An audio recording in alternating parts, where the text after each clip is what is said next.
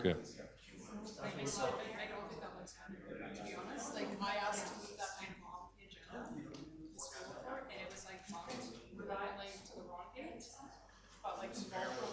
Okay. Weeks in advance. I don't think we should bring it forward tonight. That way, I think it looks. Okay, call this meeting to order. Move the conversation to the council meeting.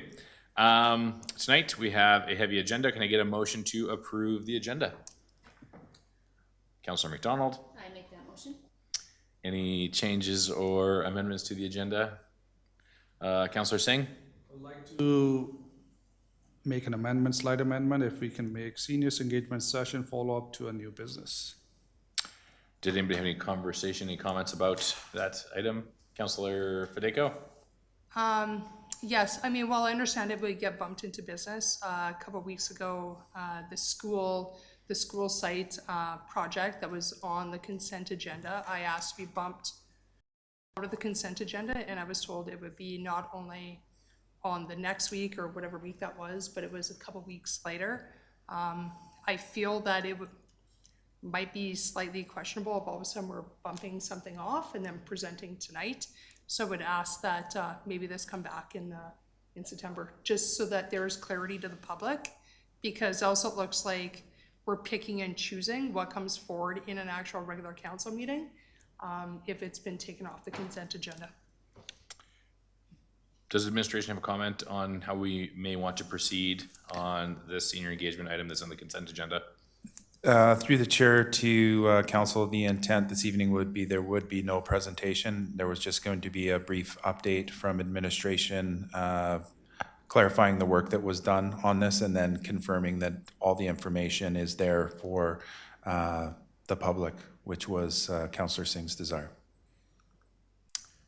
So is it fair to say that the previous item that did not receive the same treatment only wasn't able to be moved into the business portion of the agenda because it needed a larger presentation, whereas this one requires less work? That is correct. That's the only distinction. Okay. Councillor Federico, does that seem okay to you? It doesn't really matter what's okay with me, but I think it's more about what's okay to the public, to be fair. And I think that if you're gonna bump something that's taken off a consent agenda, whether or not that information is in a report or not, I think I don't think it looks great to them presented in the same night. That's just my opinion, to be fair. I think that people will question the fact that we're picking and choosing what comes forward in the same night if we take it off of consent agenda and ask to be brought forward in the same meeting. It's just my opinion. So the amendment we're discussing is whether or not we want to move the seniors engagement session to the business section for brief comments from administration tonight, or just leave it in the consent portion. So does anybody else on council have any further conversation about that change to the agenda? Councillor Singh? I think I would like to see it in the regular business, because as our admin mentioned, that it doesn't need that full throttle explanation and stuff. Also, I wanted to highlight that the work which has been done by the administration through this process, and also it was a motion made by council, and it's I'm still gonna do a follow-up in late August with the public as well. So I would really appreciate if even administration can provide a few brief summary in there, what has been done till now, or yeah. Okay, council, any further conversation? Okay, I will call the question on the amendment to move seniors engagement session follow-up from consent agenda to business this evening. All in favor? Was there 4? Yeah. And those opposed? That is carried 4-3. Okay, so then we move into adoption of previous minutes. Well, we'd go through the consent agenda, but there is no consent agenda because we just moved it out. Adoption of previous minutes. Can I get a motion? The previous minutes. Okay, any conversation? All in favor? Carried. No public hearings, no delegations, straight into business. I guess we didn't actually stipulate what the item number would be for that consent agenda item. Why don't we move it to the very end, 7F? So we'll go into 7A, 2026 first quarter financial report. Mr. Blanchette.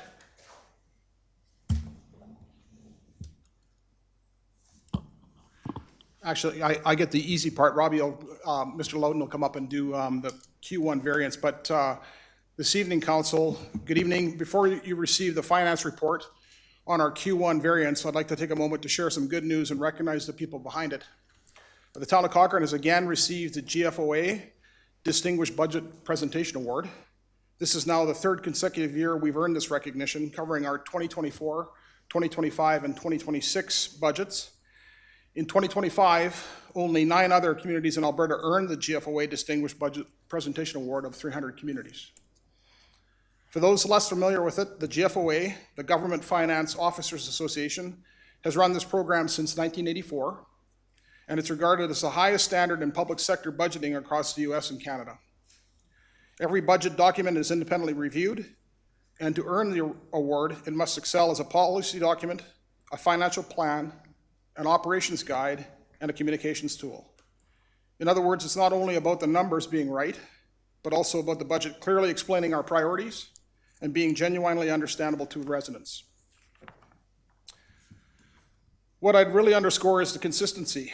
Earning this once is a strong result. Earning it 3 years running reflects disciplined processes and a sustained commitment to transparency. And I'd ask Council to keep one thing in mind. The team delivered this standard through a period of significant transition and resourcing pressure within the department. Maintaining this level of quality under those conditions is a real accomplishment.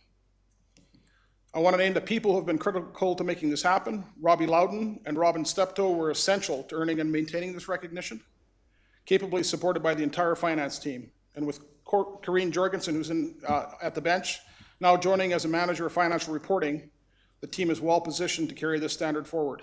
Additionally, Natalie Turville, with our communications team, also played a big role in the finished product.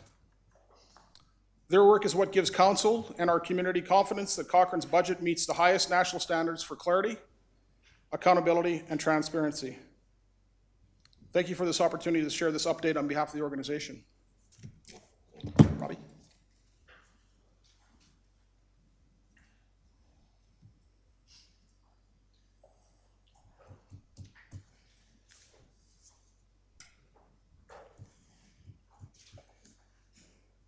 Good evening, Mayor and Council. Thank you for the opportunity to present the 2026 first quarter financial report covering the first 3 months ended March 31st, 2026.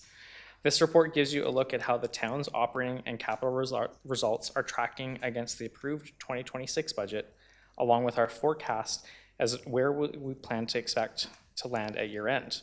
I'll walk you through our operating results by department, our rate-supported utility results, and the capital budget before closing with our recommendation and taking any questions you may have.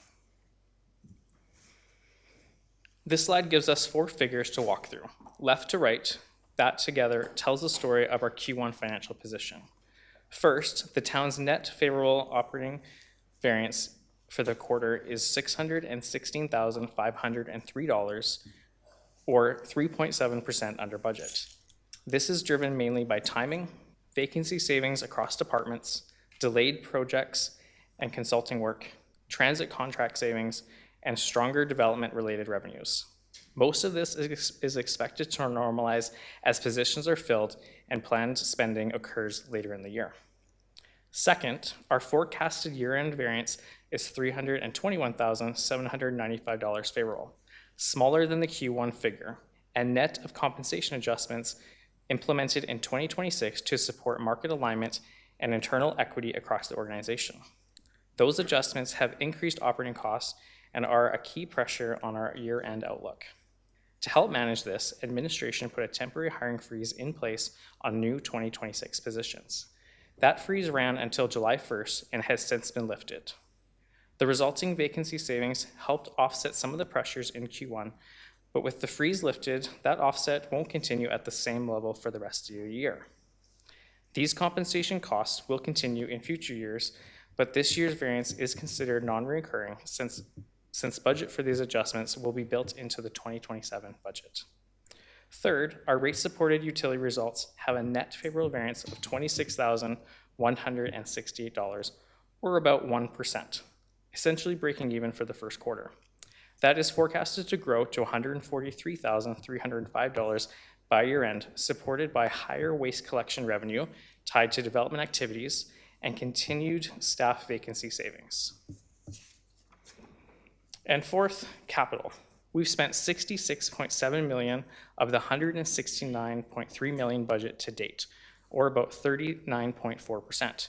That reflects the seasonal nature of construction, since spending typically accelerates through spring and summer, and we forecasted total 2026 capital expenditures of $107.4 million, or 63.4% of the budget by year end.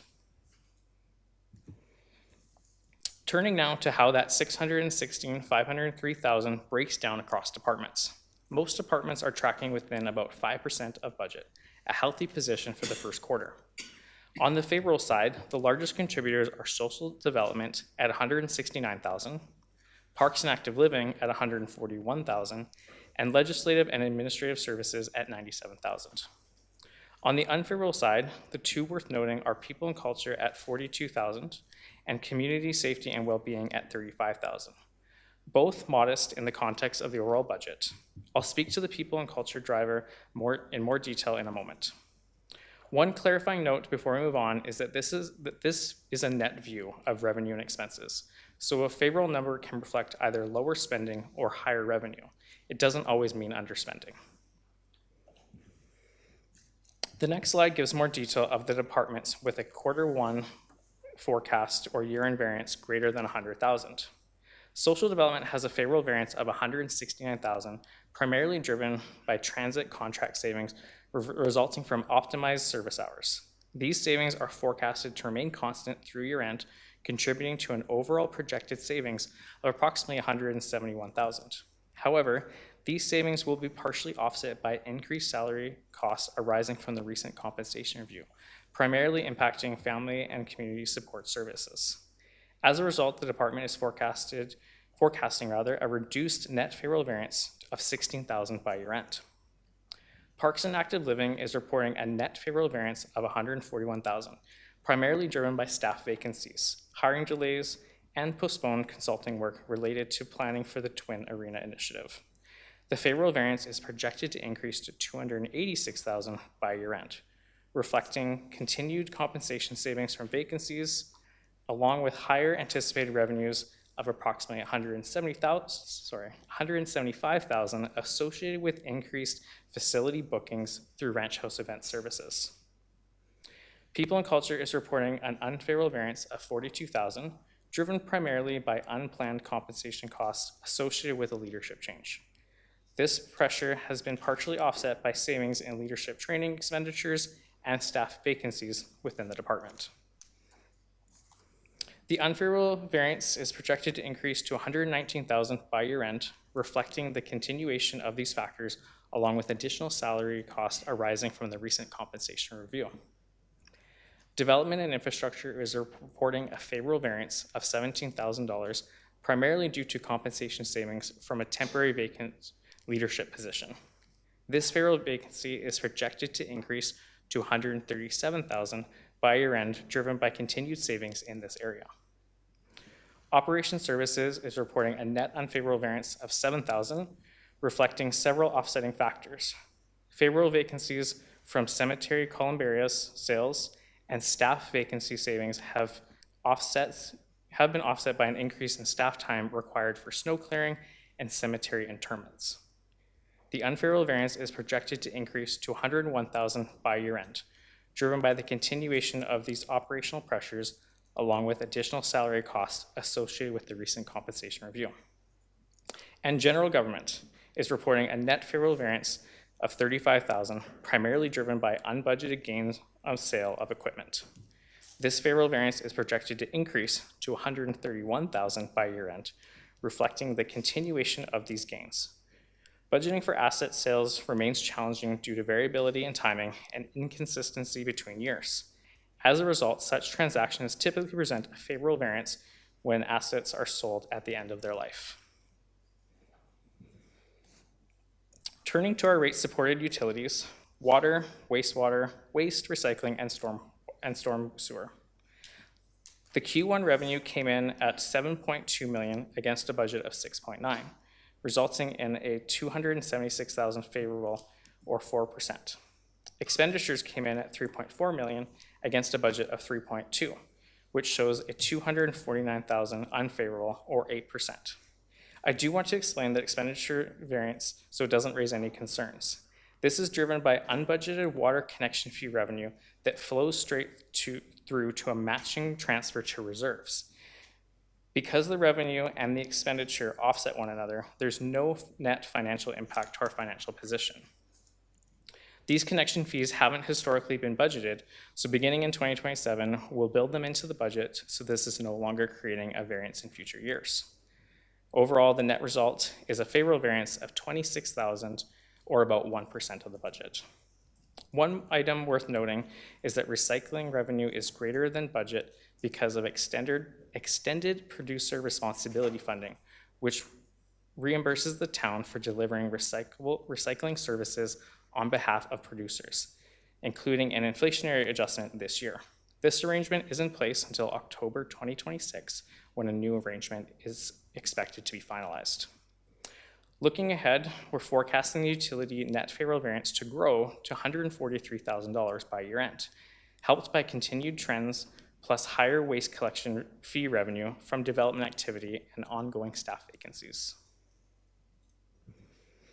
Now on to capital budget. The 2026 capital budget is $169.3 million, consisting of $36.5 million in 2026 approved projects, plus $131.6 million carried forward from 2025 and prior years.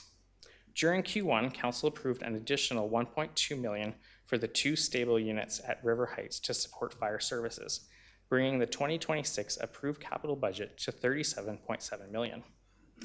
As at the end of Q1, we've spent $66.7 million life to date, or 39.4% of the total budget. Current year spending, meaning just Q1, was $2.4 million, or about 6.4% of this year's capital budget.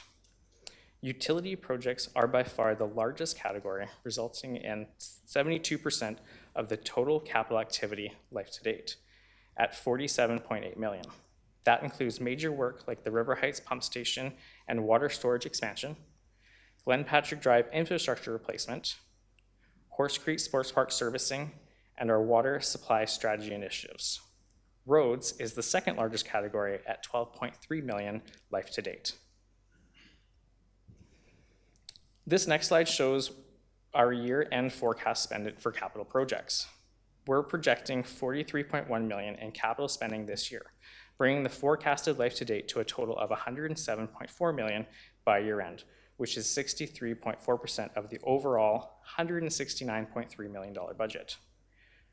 Our external pressures worth flagging is that Statistics Canada Building Construction Price Index for the Calgary metro area was up 3.5 year over year in Q1.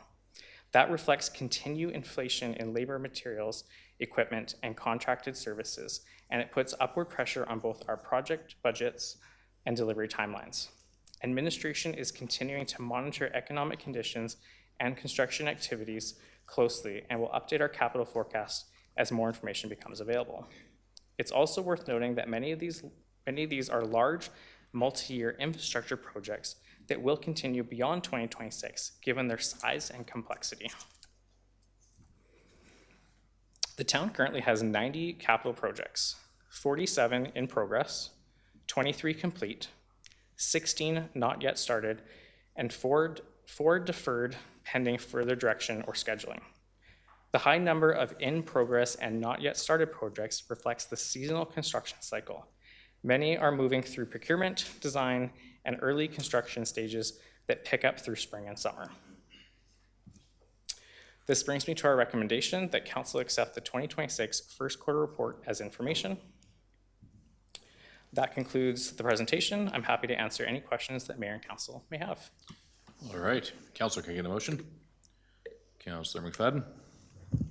Yes, I'll move the recommended action that we accept the 2026 first quarter financial report for information. And just a couple of comments. First of all, I really appreciate your approach to the report in highlighting the variances for us and then speaking through and explaining them. That has certainly saved me my usual track and ask approach to this. So thank you very much for the change in approach, much appreciated. I think my only question is, you'd highlighted a positive variance for the facility bookings of $175,000. Was it to date? Oh, for the Ranch House the- facility booking for the revenue. Ranch House facility booking was going to be 175 by the end of year. It's $175,000, sorry, through the chair to Councillor McFadden. It'll be $175,000 greater revenue than what was budgeted for the year. Already at the end of Correct. Q1. Yes. So, yeah, anyhow, do you know what was the initial forecast for that? I'm just really impressed we managed to make nearly $200,000 more in rentals than we forecast. I do, one moment. If I can, Councillor McFadden, I think that's a testament to the team who is managing the facility and the direction that they're going. Excellent. Yes, anyhow, huge kudos to that, to have that much of a positive variance within the first quarter, so. My apologies, I don't have that exact breakdown, but I'm happy to provide that to you. Excellent. No, I just wanted, it's great to see positive variances. And then, so we're getting this just as we head into the summer break. What's the timeline to get the second quarter update? Yes. Early September, I assume, but just Through the chair confirming. to Councillor McFadden, we are looking to bring the Q2 report in September. Okay, excellent. Yeah, overall, I think any of the questions I did have through it were identified in the report and your presentation, so thank you very much. Awesome, thank you very much. Councillor Federico? Thank you for the information. You reported that there's been a hiring freeze up until July 1st. What Correct. will that impact be from July 1st to the end of the year, For sure. once those are implemented? For sure. Through the chair to Councillor Federico, we're forecasting that we'll be in a favorable position of 321,000 favorable by the end of the year. So we'll see that kind of decrease due to the compensation adjustments from an overall savings of 616,000 to 321,000 by the end of the year. Thank you for that. And then one more question. So we're going from 41,000 and some odd change to 119, I believe. And I imagine, is that payouts or? I'm just trying to understand what that is and that difference of amount. And I'll just go back here to see if I can find it. Sorry, through the chair to Councillor Federico, which number are you referring to? There was 41,000. I think it was due to like a change of leadership. Oh, is right? that in the people and culture area? Yes. Yeah. So there's a position change, and the position is no longer with the organization. So that's the result of that. So it's going to cost us up to 119. Is that what I'm understanding? We're expecting just, it's a combination of items. So one of the main drivers is just the compensation review changes in that area. Okay. So although we're currently experiencing a $41,000 unfavorable variance, we're expecting that to grow to 119 by the end of the year. Okay. Just in that one area. And with the compensation review changes, the one thing that I don't think that maybe I even understand is what is going to be the impact of that overall as we move forward? Because obviously once you start to change rate pay, if it's this year and even if it's compensated for, what is going to be the long range effect as we move forward into this year's budget and budgets beyond? For sure. Through the chair to Councillor Federico, the plan is to utilize some growth funding to help offset those expenditures. As we work through the budget process, we'd be able to provide you a more solid number on that. Okay, just in general, I think it's something that council needs to be made aware of, because if that growth rate drops, we've now like included an additional amount for people to be paid, and I just think that we need to be aware of what that looks like. You can't take away salary, so it's going to impact the budgets as we go forward. Yeah, through the chair to Councillor Federico, we'll definitely look to manage that within the as we plan the budget next year, and we'll provide some additional details. Yeah, we'd be happy to get some additional information for you to confirm that. And I appreciate that sure, it might work out in this budget, but there's going to be an impact, and it's not just next year's budget, it's the budgets that are following 28, 29, 30. Councillor Gill. Thanks for the presentation. I have kind of a side question.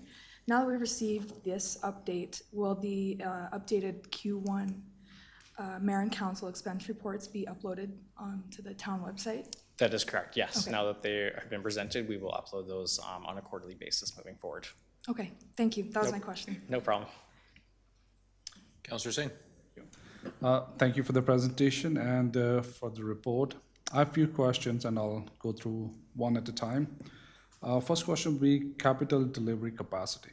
With 90 active capital projects and spending expected to accelerate through the construction season, does administration feel the organization has sufficient internal capacity to deliver the capital project as forecasted?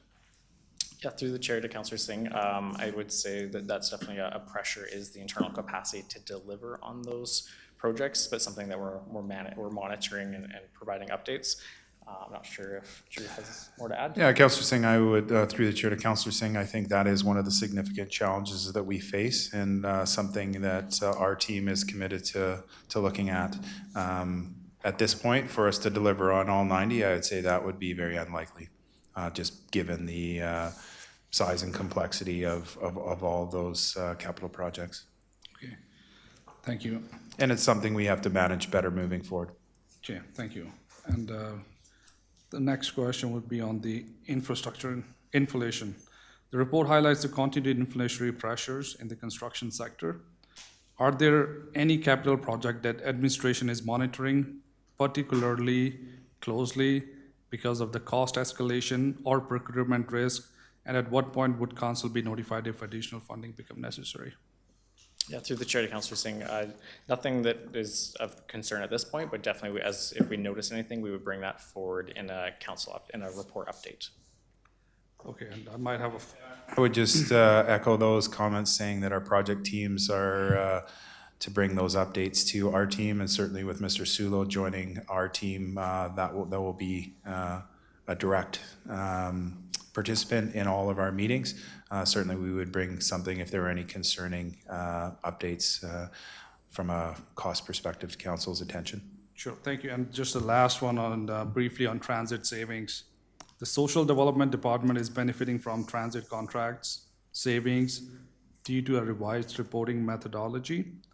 Can administration confirm that these savings are a result of improved contract rather than reduction in service levels? Yeah, through the chair to Councillor Singh, no, there's no reduction in service levels. There's just optimizing the service contract to ensure that we're paying for the service hours that are being worked on. I can also provide some additional context. We have worked through the contract with the service provider, but there was also an invoice that was not submitted in time for the Q1 update. So that's some of the savings that you're seeing there. Thank you. All right. Seeing no further conversation, I have nothing to add other than thanks for the presentation. I'll call the question. All in favor of accepting it as information? Carried. Thank you very much. Next up, Parks, Culture, and Active Living Master Plan. Director Ambrose.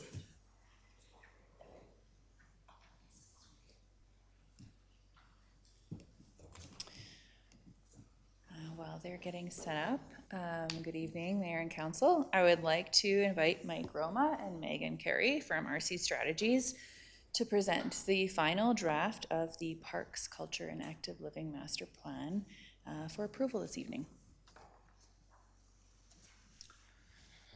Thank you, Michelle. Mr. Mayor, members of council, members of admin, thank you for having us here tonight. We're excited to be in front of you again to give you the final presentation of over a year's worth of work for us and for your community. This presentation resembles the presentation that I gave to council last time I was in front of you, which was the draft plan presentation, but it's been truncated a little bit. I'm still going to reiterate a couple things to you, so I apologize in advance if it's redundant to you, but I know how busy council is and how many presentations you go through. So the first thing I wanted to just again relay to you is that this plan was developed not only by your community, through all of the engagement that we undertook and research and so on, and obviously had support from administration and council. But on the consulting team side, we had a number of firms that were involved on our team that added to, I guess you could call it, our horsepower to deliver what we ultimately have given Cochrane. So Megan and I were the project managers. Megan will be in front of you in a few slides to join me in this presentation. We also had a number of people from our shop that were involved, and we had other firms that we selected to help us from a strategic perspective to, again, balance our own expertise. So we had Lord Cultural Resources, which helped with arts and culture, that arts and culture subject matter. We had an architecture company called HCMA to help with the facility assessments. And then we had a landscape architecture firm called Benny that helped us with the outdoor space planning. And they're also helping us with the connectivity planning or pathway planning, which will come forward to you in the fall. Again, just to remind council, there are a number of phases of work that were undertaken in developing the plan. In essence, a lot of our effort was about learning the current situation in Cochrane in terms of facilities and programs and people, groups involved in the provision of PCAL. We came up with an analysis of the current state, which was built upon that research and community engagement. We also undertook 2 other rounds of community engagement to further our understanding of the situation. The second round helped us come up with the draft plan, and the third round of engagement actually helped us close the loop with the community and get further input on whether or not they saw their input that they provided to us reflected in our recommendations, and to provide further feedback. So we are at the end of this these numerous phases of work today, and happy to be there. Just to kind of go back to why this plan is needed in the first place, and this was reflected in the original RFP that we responded to, but also I'm sure resonates with council and administration every time we talk about these important services. The first is you've undergone a lot of growth lately, and growth changes service levels. The other thing that growth does is it changes the complexion of your demand, your market demand, or it can. So that's really important to understand when it comes to services like this that aren't necessarily legislated. You don't have specific requirements that you have to meet, and it's really how you respond to your community and provide these services to your various residents and visitors. We also know that you've made a significant investment in assets that are related to PCAL, Parks, Culture, and Active Living. There is a very terse calculation in our report that suggests it's well over $400 million worth of infrastructure that you have, which does require investment to simply maintain.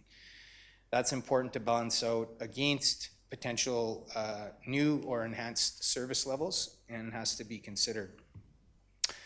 The other thing that's important and what a plan like this can do is it can provide some transparency as to how maybe decisions are made or priorities are selected in terms of what you invest in, whether it be an existing facility or an existing space or new service levels, new amenities or spaces.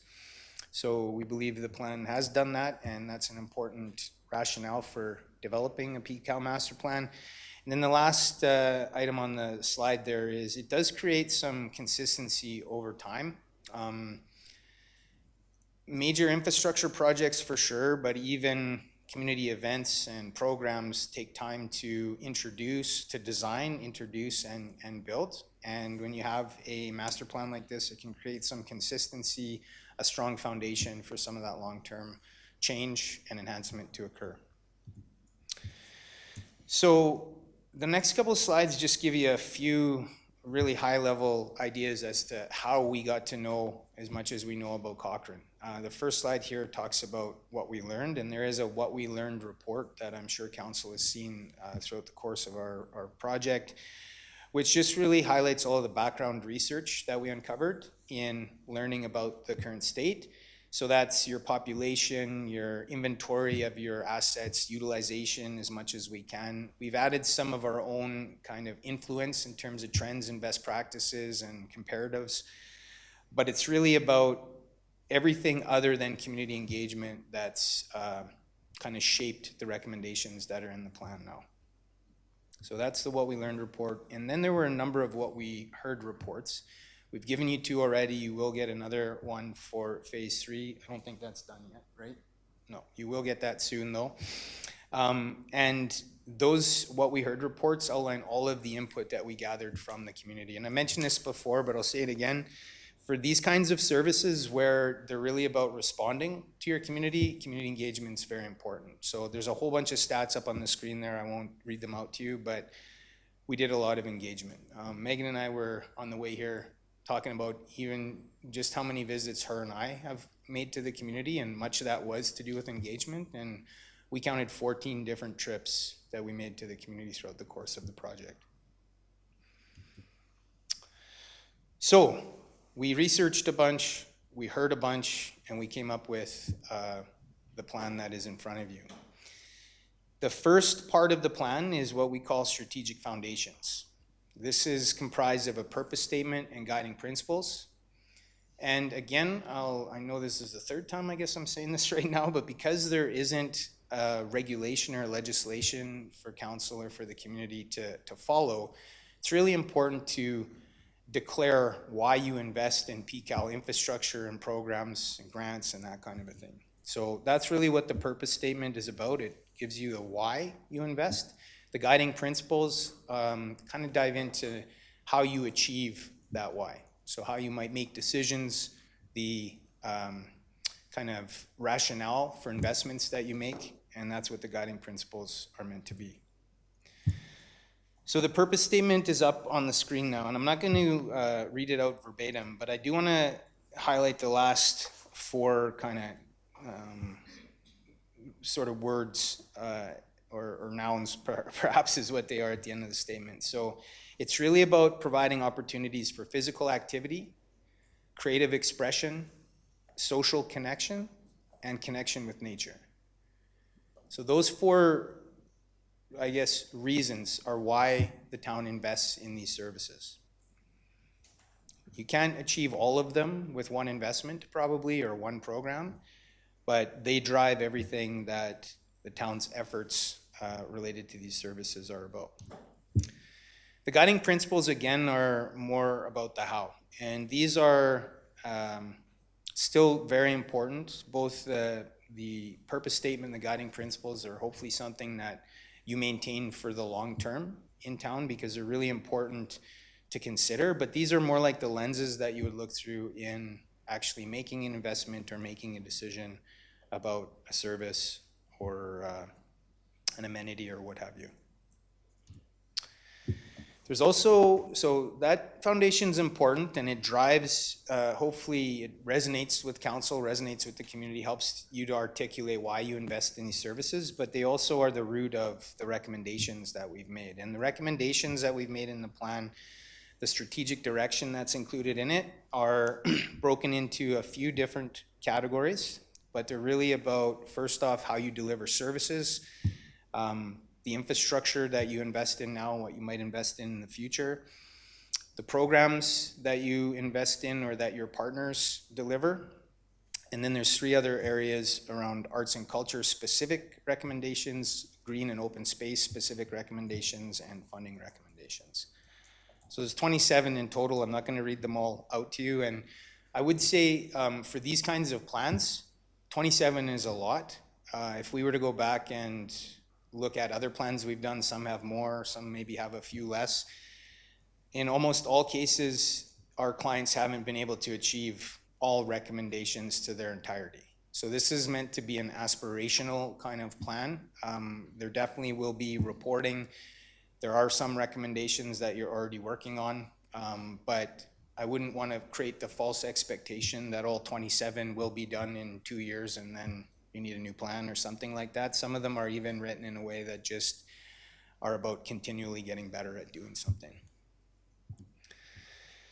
So in terms of service delivery, the town has I wouldn't say it's a unique approach, but it's not the same approach to service delivery as every other municipality in Alberta. There are others that take an indirect service delivery approach, but there are some that take a direct service delivery approach. And simply put, what that means is either having maybe town staff deliver programs or operate facilities versus having partner staff deliver programs or operate facilities. And you right now are undertaking the latter service delivery option.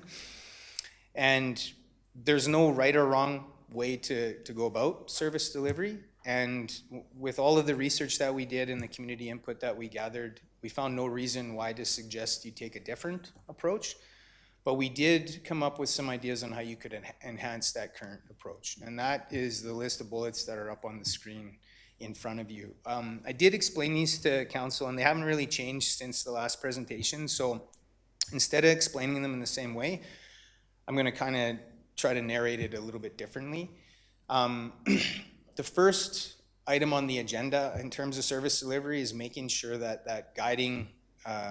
those guiding principles and that purpose statement are kind of riddled throughout everything you do, riddled throughout your paper trail, but also known to everybody that's involved, either town staff or partners.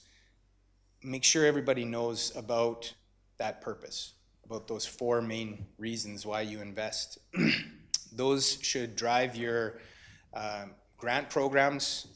We've made some recommendations around how you invest. When you're an indirect service delivery model, you need to invest in your partners. That can be money. It can also be assistance with things like professional development, education, even just sharing information that we've gathered in this master plan. That is increasing communication across the sector. Even going so far as to encourage, we've used the word encourage here, but encourage alignment with that purpose and those guiding principles from your partners that you're engaged with. Maybe not requiring, but just saying, you're here to help us. Our intentions are this, for this facility or this program or this service area. And we really hope that you can help us achieve that through your own efforts. And to be honest, we've learned a lot about your partners right now, and it's not that far off. There may be areas where you might do things a little bit differently, but there's a lot of alignment that exists already. The other thing that we learned when we were gathering information, and this is a common problem in every community or region that we work in, is that there could be better data collected about things like utilization, things like benefits of having PCAL infrastructure in your community or programs. And we've made some recommendations in the report that are not just about maybe the town doing a better job of gathering data and using it, but also requiring or asking partners to help with that. And then the last thing I think that's important to note here is utilizing those partnerships will be key for you to maintain the service delivery model and strengthen it. But there could be times when you don't have a partner that is able to deliver a certain initiative or maybe even a certain facility that you really think you need as a community. And we've created a bit of a framework in there for how the town might decide whether or not to step in and do something when partners might not be able to. Having partners in a community, I think I said this last time I was in front of you, being able to have an indirect service delivery model it's kind of a benefit that you enjoy in Cochrane, and not every community that we work in has the commitment and the passion in the user groups or in the partners that you have, and they can't rely on partners to do as much as you do. So that was service delivery. In terms of infrastructure, I just want to clarify that I'm going to talk about priorities on the next slide of what we found out based on our frameworks and the information that we gathered. This isn't to say that we're recommending you go and build something or invest in a certain amenity right away. There's another layer of planning that is required to really dive in a little bit further into each of these priority areas, and you're already undertaking that in terms of libraries, which I think you're talking about later on tonight. But exploring feasibility is an important next step before council or community would make any big investment decision. And it just allows you to get all of the questions answered that you need answered to make an important investment and a pretty significant investment decision, because these kinds of assets do cost quite a bit of money to either reinvest in or invest in as an enhancement. So this slide kind of summarizes our recommendations related to infrastructure. The first is to prioritize existing infrastructure. So you have a significant investment that's already been made. I would say, you know, if I was to compare this to other communities, it's relatively new. There are definitely older facilities or older spaces or spaces that are in more disrepair than what you have in your stock in other communities. But it is aging and it will require reinvestment. So we think that that's an important statement to make, is prioritize investing in your existing infrastructure for future indoor infrastructure priorities. So if you were able to invest more, we suggest that you take that next step in a couple different areas, that next step being feasibility analysis. One is for libraries, arts and culture spaces, which is, again, you've already taken that step, so that's an easy recommendation to make and also fulfill on your behalf. But then the other areas would be for ice arenas, indoor turf, and multipurpose program rooms. So that's an area that you haven't explored feasibility yet on, and we do think that the assessment that we conducted warrants further exploration in those areas. In terms of outdoor infrastructure, trails, sports fields, gathering spaces, and environmental protection were the key priority areas that that all of our work to date has led us to put in front of you. And I just want to remind council that the framework that we used with different criteria and different inputs can be revisited if something changes. So if you have a significant change in population, or if we have a knock on wood, a disaster or some kind of major societal change, the framework that we've built into the plan may have to be re-looked at if there's changes to those inputs that we used, and could kind of relate different priorities. Funding. So it's kind of appropriate that there was a budget presentation right before us, because I'm sure council thinks about price tags on all of these presentations that are in front of you. Right now, there's some realities about PCAL services. The first is that municipalities bear the brunt of the funding requirements for these assets and these programs. Whether that's fair or not, that's how it is. It usually comes from property taxes, can come a little bit from user fees, and there were some user fee good news stories, I guess, in the previous presentation. And from time to time, there are grants that help communities invest in these services, but for the most part, it's a municipal responsibility, and it's primarily funded through property taxes. User fees can be a source of revenue or funding. There's a couple of realities about user fees that are important to remember, though. One is user fees don't recover all of the costs to operate and build any of your facilities. So they help partially recover those costs, but they don't recover all of those costs. So to think about user fees as a tool to enhance a service level it's kind of erroneous, because there isn't enough play with user fees to be able to do that. And the higher you put user fees, the less accessible some of your spaces and your programs might be. And then you don't get the benefit if you don't have people participating in those activities or in those places or spaces.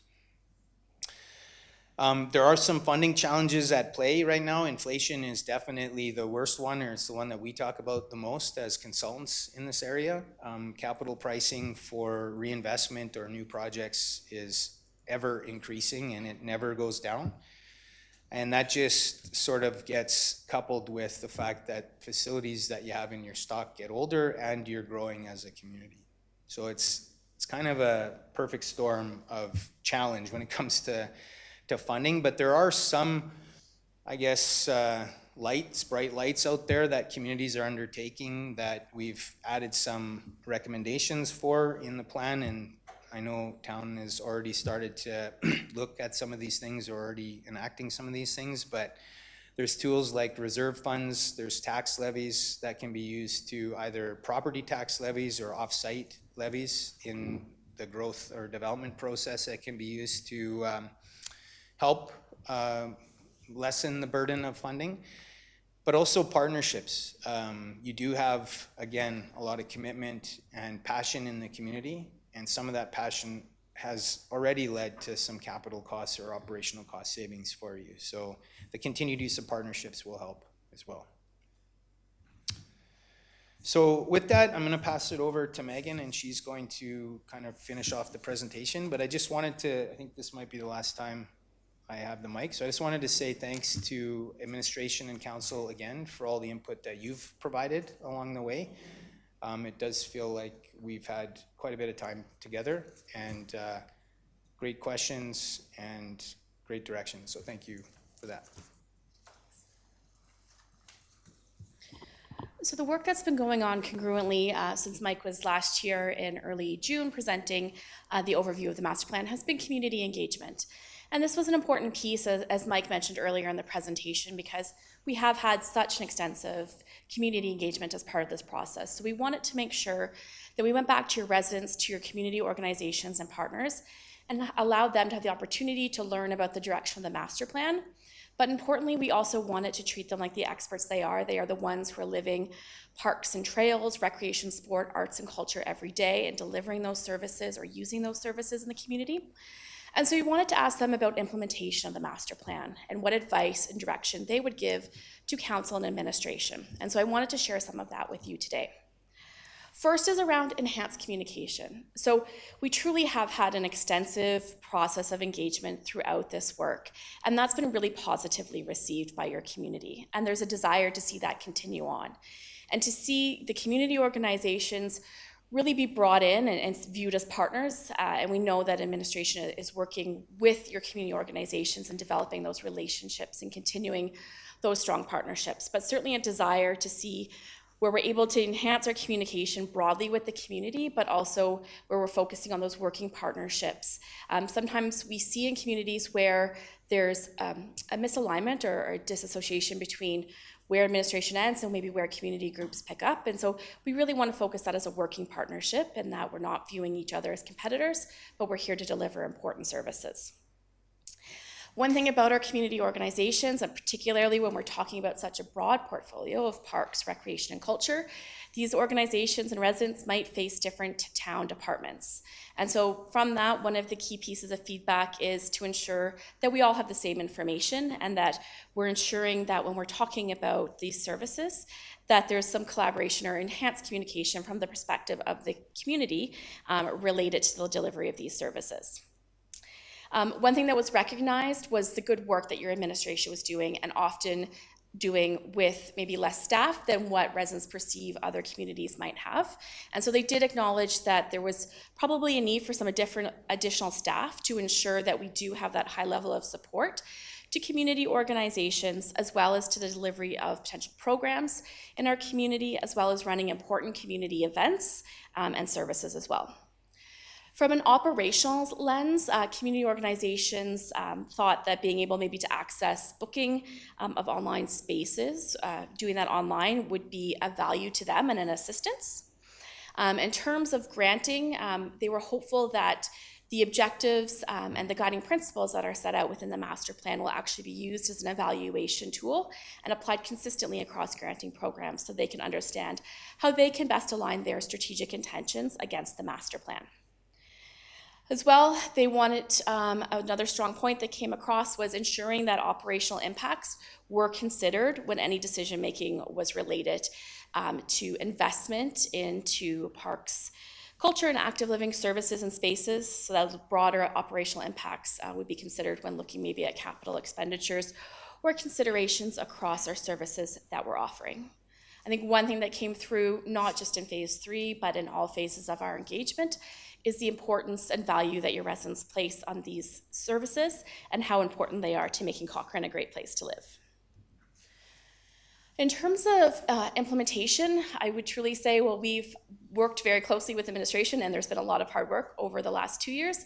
Today is truly where the hard work starts. When we talk about success of implementation, it does require the support of council, as well as commitment from your leadership for the implementation priorities, as well as allocating resourcing to this master plan and to the recommendations that are contained within. As I just alluded to, success is often supported and sustained through further engagement of our community. Our community engagement shouldn't just end with the development of the master plan, but something that continues on through implementation and gathering that feedback so we can ensure that we're responsive and understanding what's working and maybe where we can adjust within the community. We want to ensure that we have adequate staffing to meet these recommendations that we've put forth. We appreciate that they are an ambitious set of 27 recommendations, and it will require that resourcing. And to ensure that we are staying on track, there are performance measures that are indicated within the implementation plan of the master plan, and that does require ongoing monitoring, evaluation, and being adaptive. We want to ensure that we're being reflective and adapting where needed to stay on track. And importantly, we want to ensure also that we're transparent as we go through the next decade plus of implementing these recommendations, that we're being transparent with our community along the way. And I'd say lastly, most importantly, that we collectively celebrate those successes, because truly the recommendations within the master plan will help to make Cochrane an even better place to call home. So thank you very much, and Mike and I are happy to answer any questions you might have. All right, council. Can I get a motion to, well, I'll start the conversation. Councillor McDonald. I will move the recommended action. And I just will go through some of my notes I wrote down while I reviewed this over the weekend. Some of them aren't questions, but they're just really important parts that I pulled out for myself. So the first thing I wrote was adequately maintain our current infrastructure, and I believe this should be our priority. I also wrote down user programming decisions that best serve Cochrane, not necessarily what's best for cost recovery. I think that's a conversation that I hope that we're going to have. Trails are our most valued community asset. I read that in the report and I couldn't agree more. And then I also think it's really important that we keep having the conversation about identifying our trail gaps and do everything we can to close those gaps and make sure anyone who wants to in Cochrane can bike safely to and fro. My favorite part of the report this time was page 129, types of events to prioritize. I really liked that, and I'll tell you why. Annual signature events, seasonal celebrations, which we just had one and it was fantastic. I want to shout out the team again. Neighborhood events, spontaneous animation, and then just this section, not everyone wants to join a league, commit to a season, or register in advance. A lot of residents prefer flexible, spontaneous opportunities to recreate. And I also think that, of course, leans into affordability. So the more we can have those happening around our community, just terrific opportunities for healthy living. Back to my notes. Question that just popped up for me, what grant programs do we offer that have eligibility for recreation groups? And do we have a lot of uptake yet? Oh, I turned it off, sorry. Through the chair to Councillor McDonald, right now we have our Cochrane Community Grant Program. And so any sport, rec, art, culture, community group, community associations can apply for those. So that includes events, it includes projects, it includes, there's a bunch of different streams. There's a youth stream, there's an insurance opportunity for any types of insurance that those groups need, any training, marketing, and environmental, accessibility. So there's all sorts of different streams, and we are oversubscribed every year. This year in our events, if memory serves me correct, we were $180,000 oversubscribed. In our projects, we were $100,000 oversubscribed. So it is well utilized by the community. And I know the nonprofit world fairly well, but were there a lot of recreation groups applying for those funds? There's a lot of sport and rec groups, yeah. Okay, great. And then my next stream of questions will probably require you, Michelle. For the Cochrane Connect card, which also came into my mind as I read the report. I was just reminding myself what the uses of the Cochrane Connect card are for recreation. And I was curious how successful this is in terms of community uptake. And I was also curious how often we are reviewing the income thresholds for the Connect card, how our partners know that this exists and that they can and hopefully should be offering it. Yeah, through the chair to Councillor McDonald, I don't have all of those exact stats with me. That's run through FCSS. But I do know that with SLS, the Cochrane Connect card is connected to the membership and there is an opportunity there, but we can bring back more information on all of that data that you're requesting and put it into an update, a weekly update. Sure. And I know it lands in social development, but I think there's so much overlap between access to recreation and things like the Connect card. So yeah, if I would love to know a little bit more about that. Yeah, there definitely is a lot of overlap, and it's one of the things that we identified through the process of how do we make sure it's marketed to everyone through our interagencies and making sure that SLS is talking about it as well. Right. Okay, great. Thank you. Those are all my thoughts for now. Councillor Wilson. Thank you. Thanks for the presentation. It was good to talk to you, Mike, at the strategic sessions for a little while, a couple of weeks ago, and just ask some individual questions about some of the things in the rec master plan here. I just had a question about your indoor infrastructure priorities. You cited feasibility studies, recommending feasibility studies for a number of indoor infrastructure priorities. Could you just elaborate a little more on why do you recommend feasibility studies? Where does that get us? Is that the first step in perhaps acquiring funding through offsite levy means, or what's the strategic reason for feasibility studies on those? Through the chair, good question, and it was great to talk to you and other members of council as well. There's a couple reasons why. You hit one of them in terms of if offsite levies is one of the tools that you might use to help invest in some of these important infrastructures for the community, you do require a certain level of due diligence to discuss that with your development partners. So a feasibility study would provide a lot of those answers, or would provide a lot of the justification and rationale and detail that is required to actually define what, let's just say arena, because that's one of the things we're talking about, or a library, since that's one you're already undertaking. Define what that looks like, understand what those costs are to provide in terms of capital costs, but then also start to define what part of that investment is attributable to your existing population versus growth. And that's kind of how the offsite levy discussion works. So that is one reason why a feasibility study is recommended. It's not the most important one though. The most important one from our perspective is when we develop a master plan, we look at a variety of different things that you could invest in or that you do invest in as a community.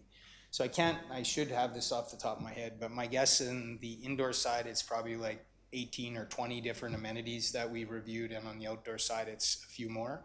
So we're thinking of over 40 different things that you could put a dollar into or continue to invest in.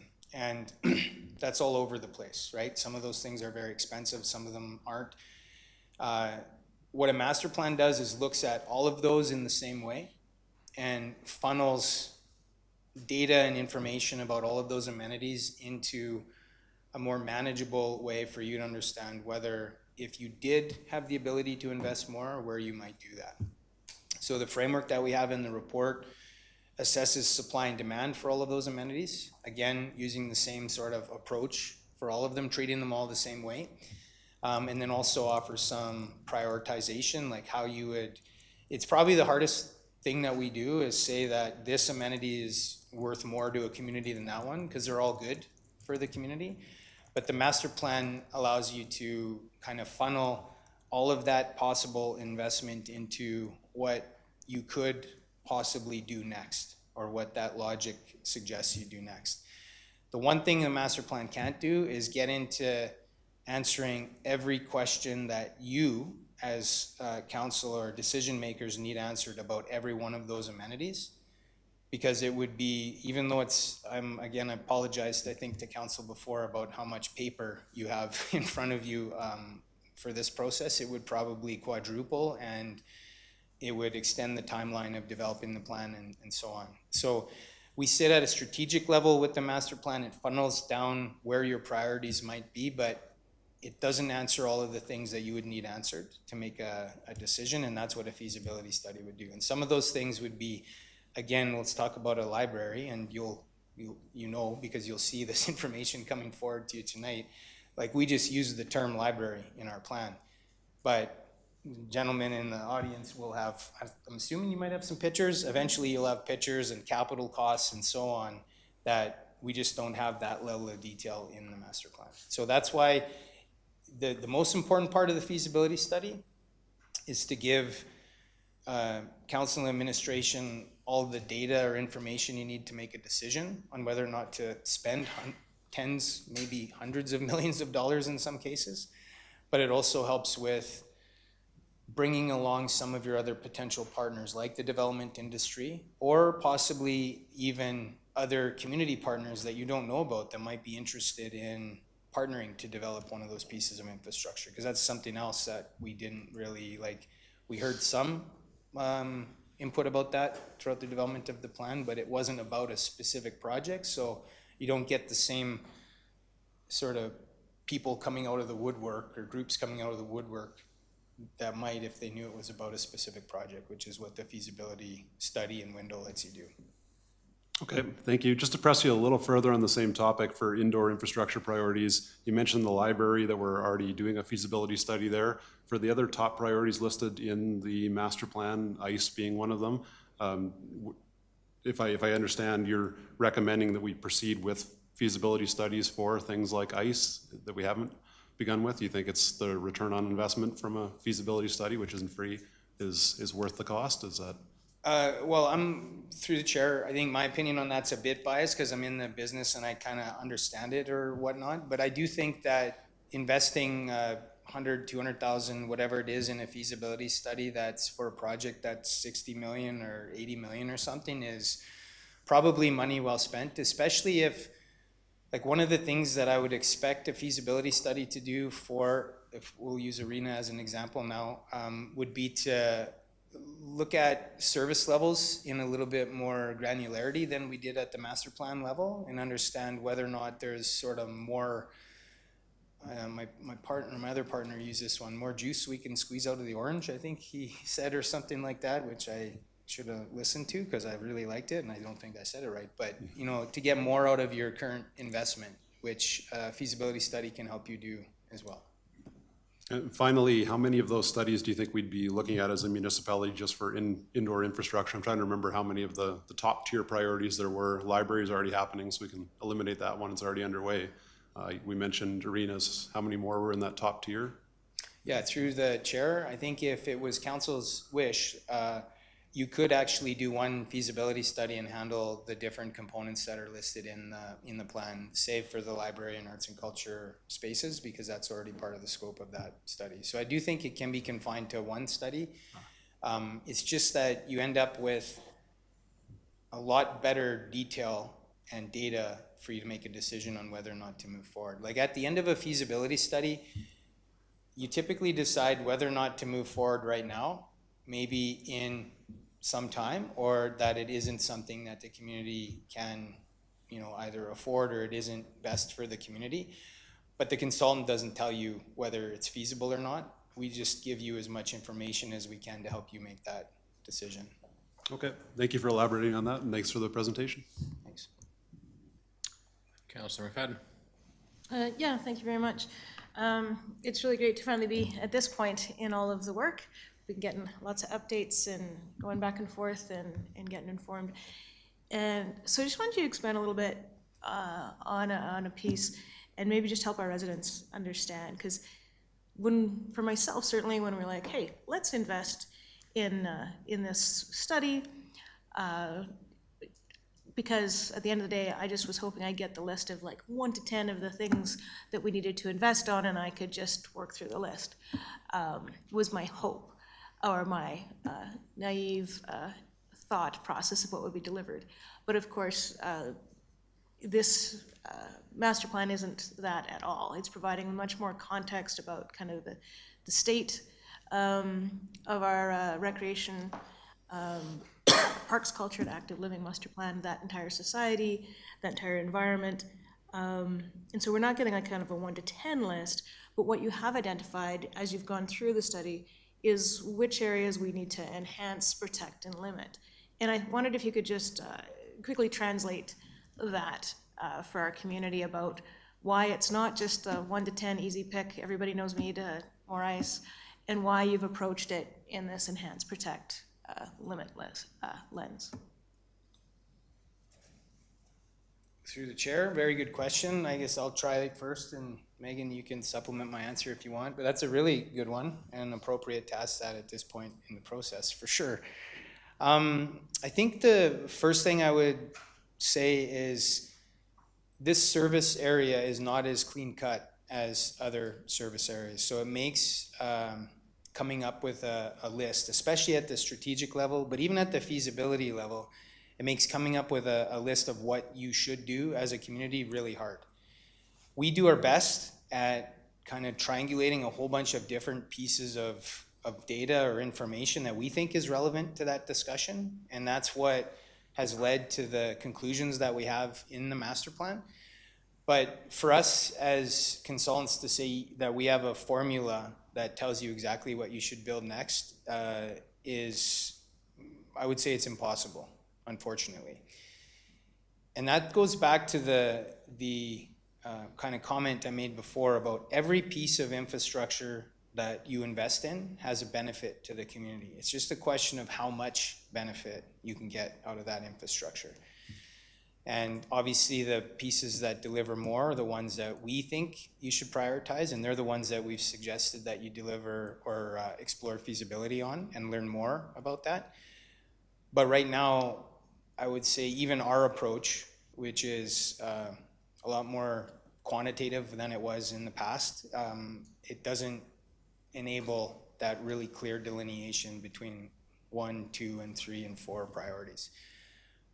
In the past, we had done plans like that, and even when we do provide those lists, I would say, or when we had provided those lists in the past, ultimate decision-making didn't always follow 1, 2, and 3, but it was a reference point for the decision makers to say, we think this is good, we have all the information that we need right now, we know it might not be the top priority in the plan or based on that logic, but as a group, we've decided to invest in this. Sometimes it's a top priority and sometimes it's not in our strategic plans.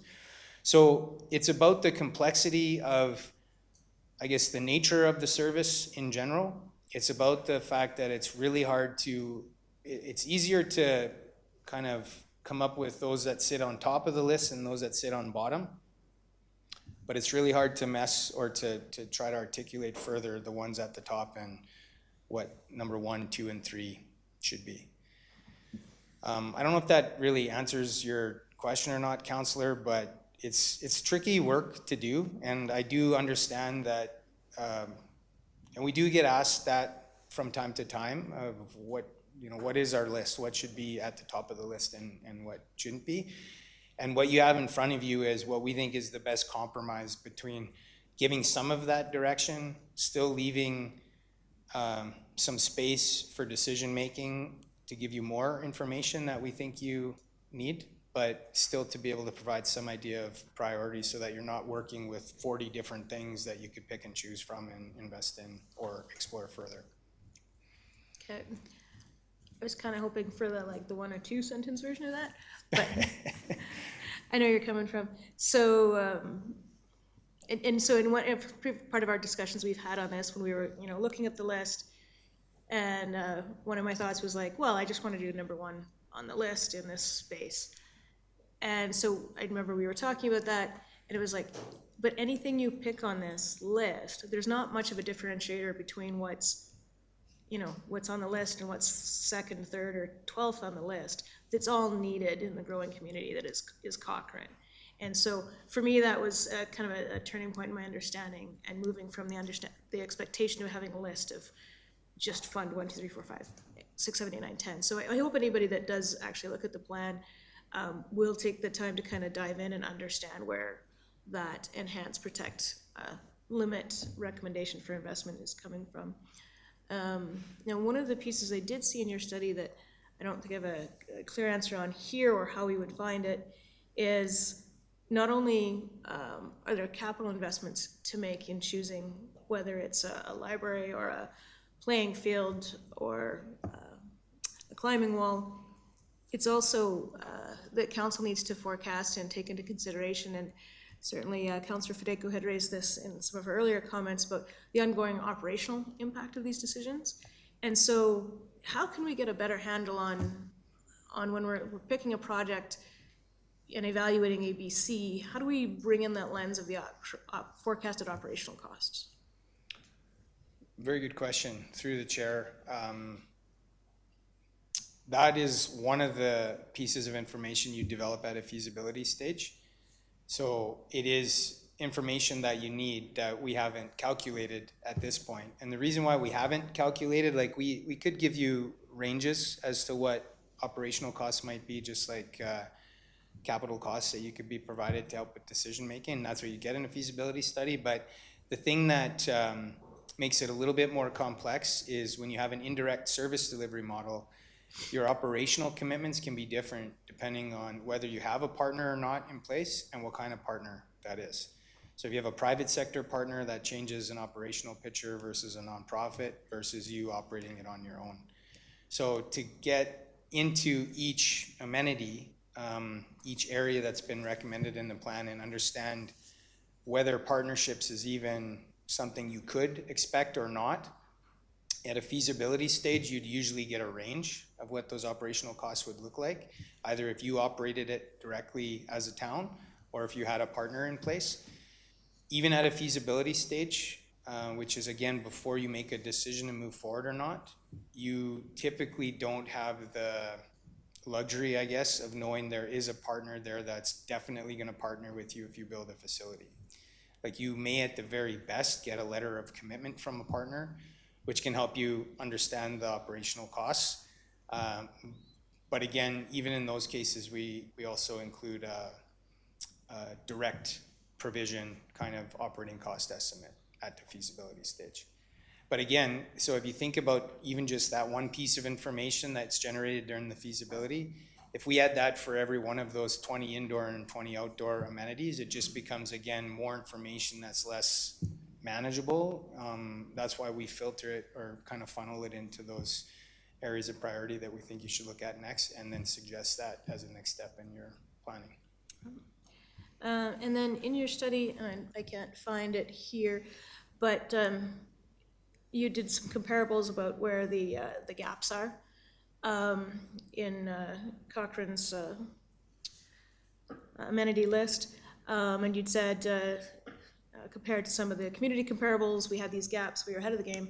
Can you refresh me on who the comparables municipalities were that you looked to, or rec facilities that you looked to when evaluating the Cochrane situation?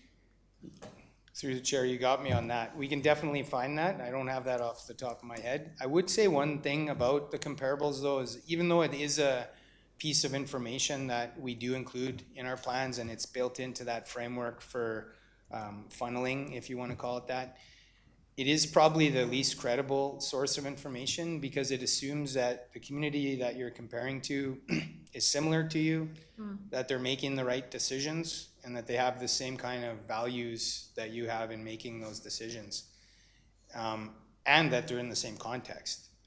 So because of all of those reasons, it is a piece of information that's in there and it's definitely worked into our framework, but I would recommend not getting too fixated on those comparables and looking at some of the other inputs that are weighted a little bit higher in the framework. Right, so what I'm hearing you say is always take the comparables with a grain of salt, and we need to consider the Cochrane context.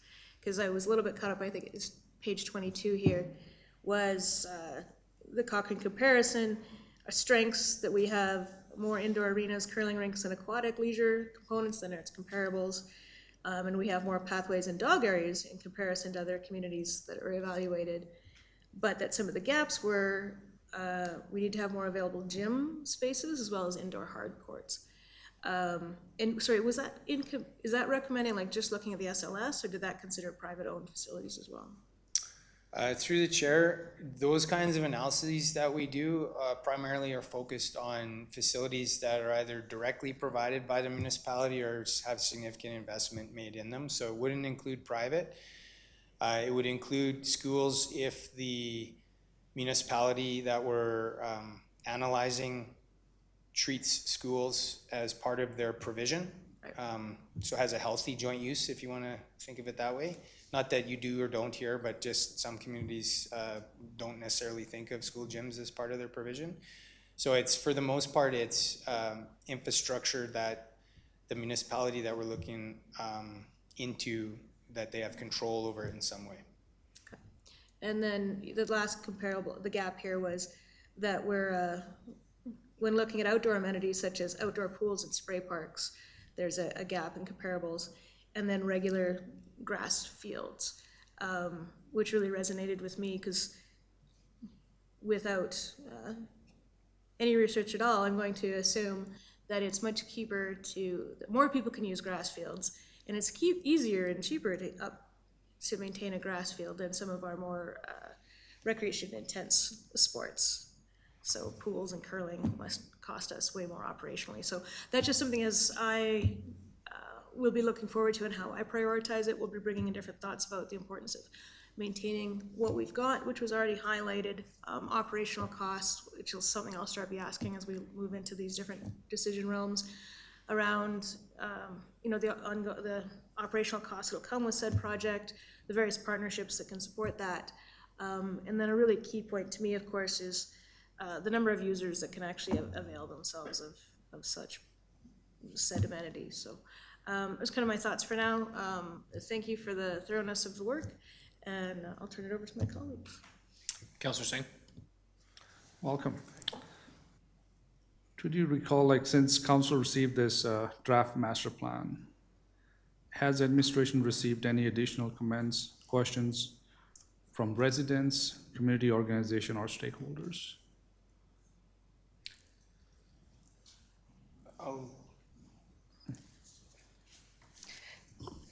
Through the chair. So since you first received the draft plan, we hosted a focus group meeting. So the focus group was a collection of residents who self-identified early on in the process, and they've been brought through the entire piece, and they were able to provide feedback on the draft master plan. We also hosted open houses where community organizations and partners were invited. They were able to see all of the recommendations and provide feedback on what they viewed, as well as provide the direction on the implementation, which I presented earlier. Okay.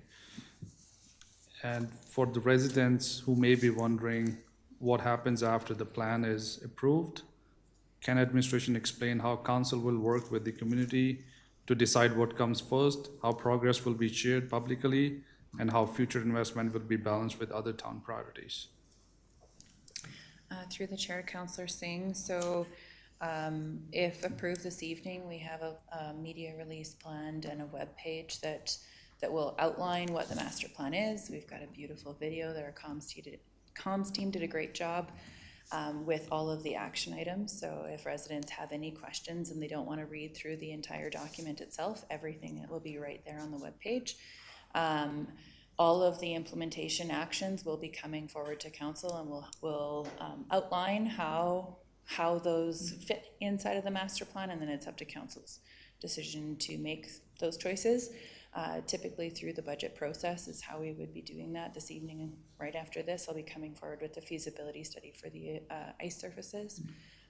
So council will have multiple touch points and an opportunity to make decisions.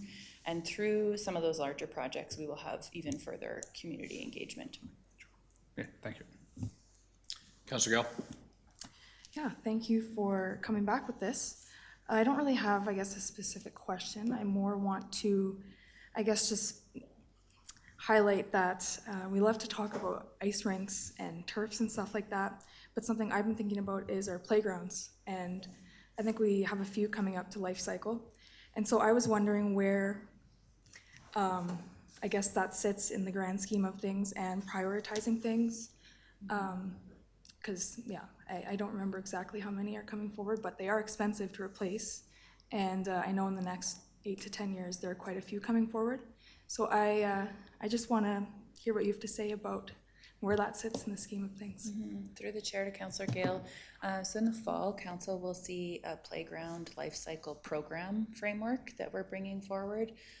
So that will help us as administration make our decisions based on what is life cycled and why and when, based on the framework council approves for us to follow. And then moving forward, we would make sure that we follow that framework and it's brought forward in the budget process, but building out that framework and having it approved from council gives us a clearer direction on how we can start thinking about in the future and then looking to partners and looking for grants. But right now we've been just going year by year. So that framework will be really critical, but it will be coming in the fall. Okay, yeah, I look forward to that framework. And in the grand scheme of, you know, a life cycling general management plan, is that going to be coming forward soon for the, I know it's probably a huge document, but for just recreation overall, are we going to get a life cycling / management plan for that?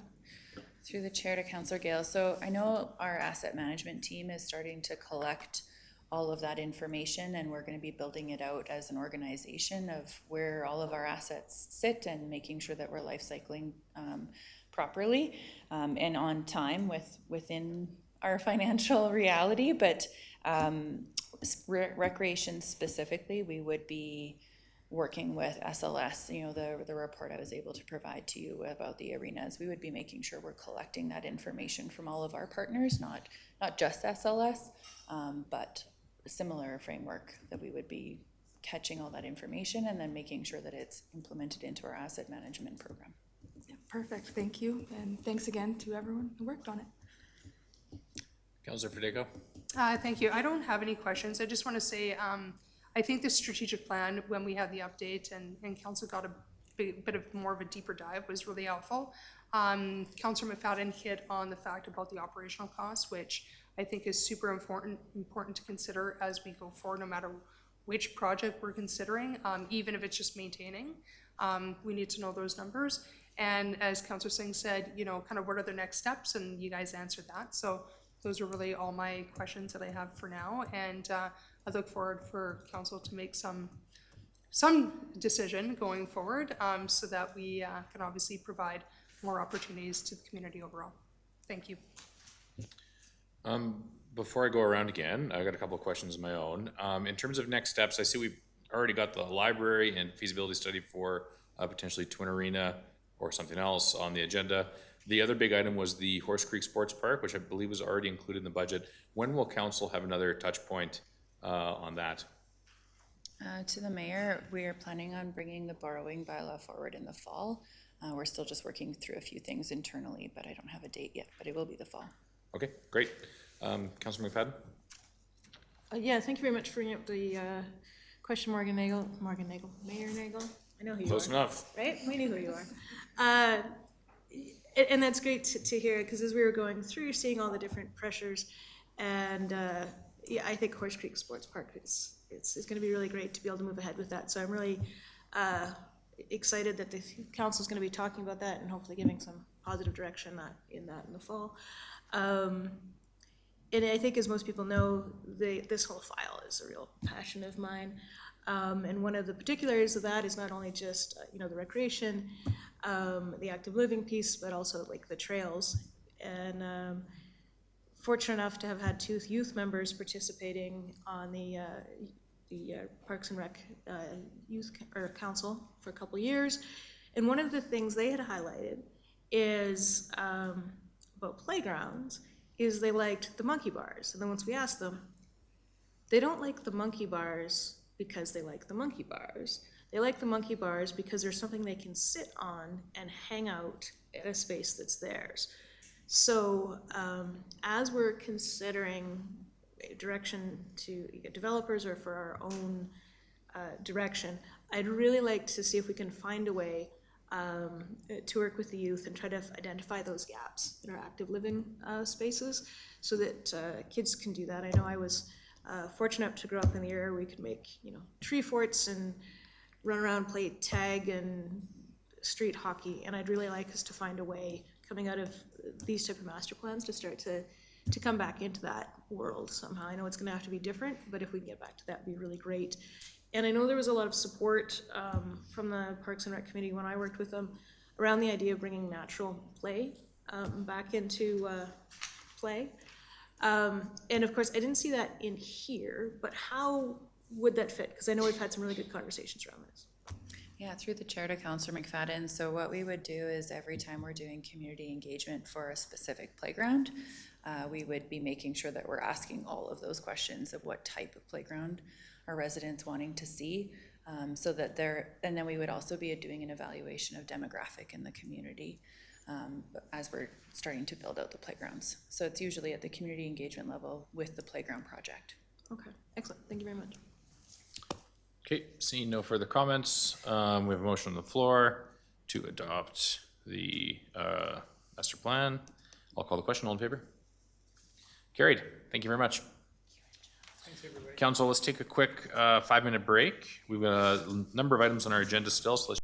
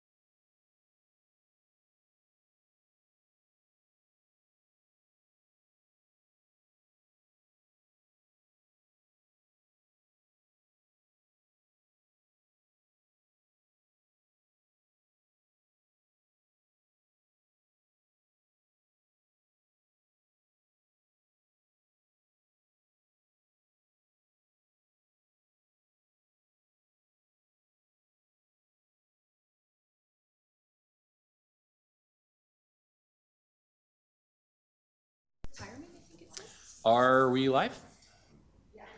Okay, we are through 2 of our 11 agenda items, so please take it away. All right, good evening, Mayor and Council. As Council has just considered the Parks, Culture and Active Living Master Plan, today's report builds directly on that work. Prior to completion of the master plan, Council had identified the need to undertake a feasibility study for additional ice surfaces. Through the master plan process, indoor turf was also identified as one of Cochrane's highest recreation priorities. Rather than undertaking separate studies, administration is recommending a single recreation infrastructure feasibility study that evaluates both ice and indoor turf as part of a comprehensive assessment. Completing this work will not only provide Council with the technical, financial, and operational information needed to support future infrastructure decisions, but will also position the town to establish off-site levy projects for eligible recreation infrastructure in accordance with the off-site levy bylaw and future growth-related capital planning. Today's recommendation is to approve the proposed scope for the work that will answer the questions before any future capital investment decisions are made. So this slide shows where today's decision fits with the town's overall planning framework. The Parks, Culture and Active Living Master Plan establishes a long-term direction for the recreation infrastructure. And then going down, and you'll see like the dotted box, the recreation infrastructure feasibility study is where we would be at. And that kind of moves it down into the next stage of planning. And should Council approve the scope of the study, the consultant's work will return to Council key milestones and again with findings and recommendations before any further decisions are made. So after the feasibility study is completed, Council would have more opportunity to make decisions before there's any capital planning. The master plan and the feasibility study serve different purposes. The master plan identified what recreation infrastructure our growing community will need over the long term. The feasibility study determines how that infrastructure could be delivered. It moves from strategic direction into technical analysis by evaluating existing infrastructure, future demand, infrastructure options, costs, and implementation approaches. In other words, the master plan identified the need. The feasibility study develops the detailed evidence required before Council considers future investments. This slide summarizes the 4 primary objectives of the proposed study. First, we need to confirm the long-term need. While the master plan identified ice and indoor turf as priorities, this study will validate future demand and ensure we're planning for the right level of infrastructure as Cochrane continues to grow. Second, we need to understand our existing infrastructure that includes the condition, capacity, utilization, and life cycle of our current facilities so we know how well they're positioned to meet future needs. Third, we need to evaluate the options available to us. For example, should future demand be addressed through renewal of existing facilities, expansion, partnerships, or new infrastructure? What type of facilities best meet the community's needs? Finally, Council needs a complete business case, so future decisions are supported by financial analysis, funding opportunities, and a clear implementation strategy. The consultant will undertake the work by building on the foundation established through the Parks, Culture and Active Living Master Plan by reviewing the extensive work already completed through the master plan. This ensures that we're building on previous work rather than duplicating it. The study will then undertake targeted engagement with key stakeholders, user groups, community organizations, and potential partners. Unlike the broader engagement completed at the master plan level, this engagement is focused on understanding how future infrastructure should function, who it should serve, and where partnership opportunities exist.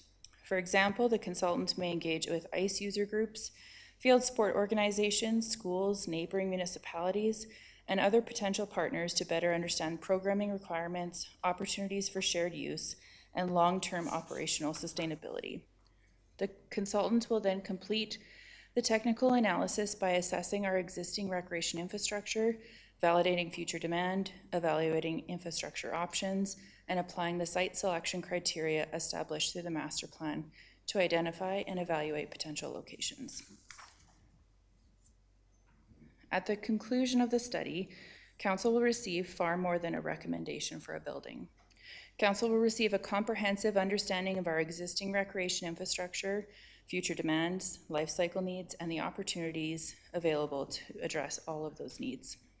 The proposed study is also intended to include key council touchpoints throughout the process. Rather than waiting until the end of the study, administration anticipates returning to council at key milestones to seek direction before proceeding to subsequent phases of work.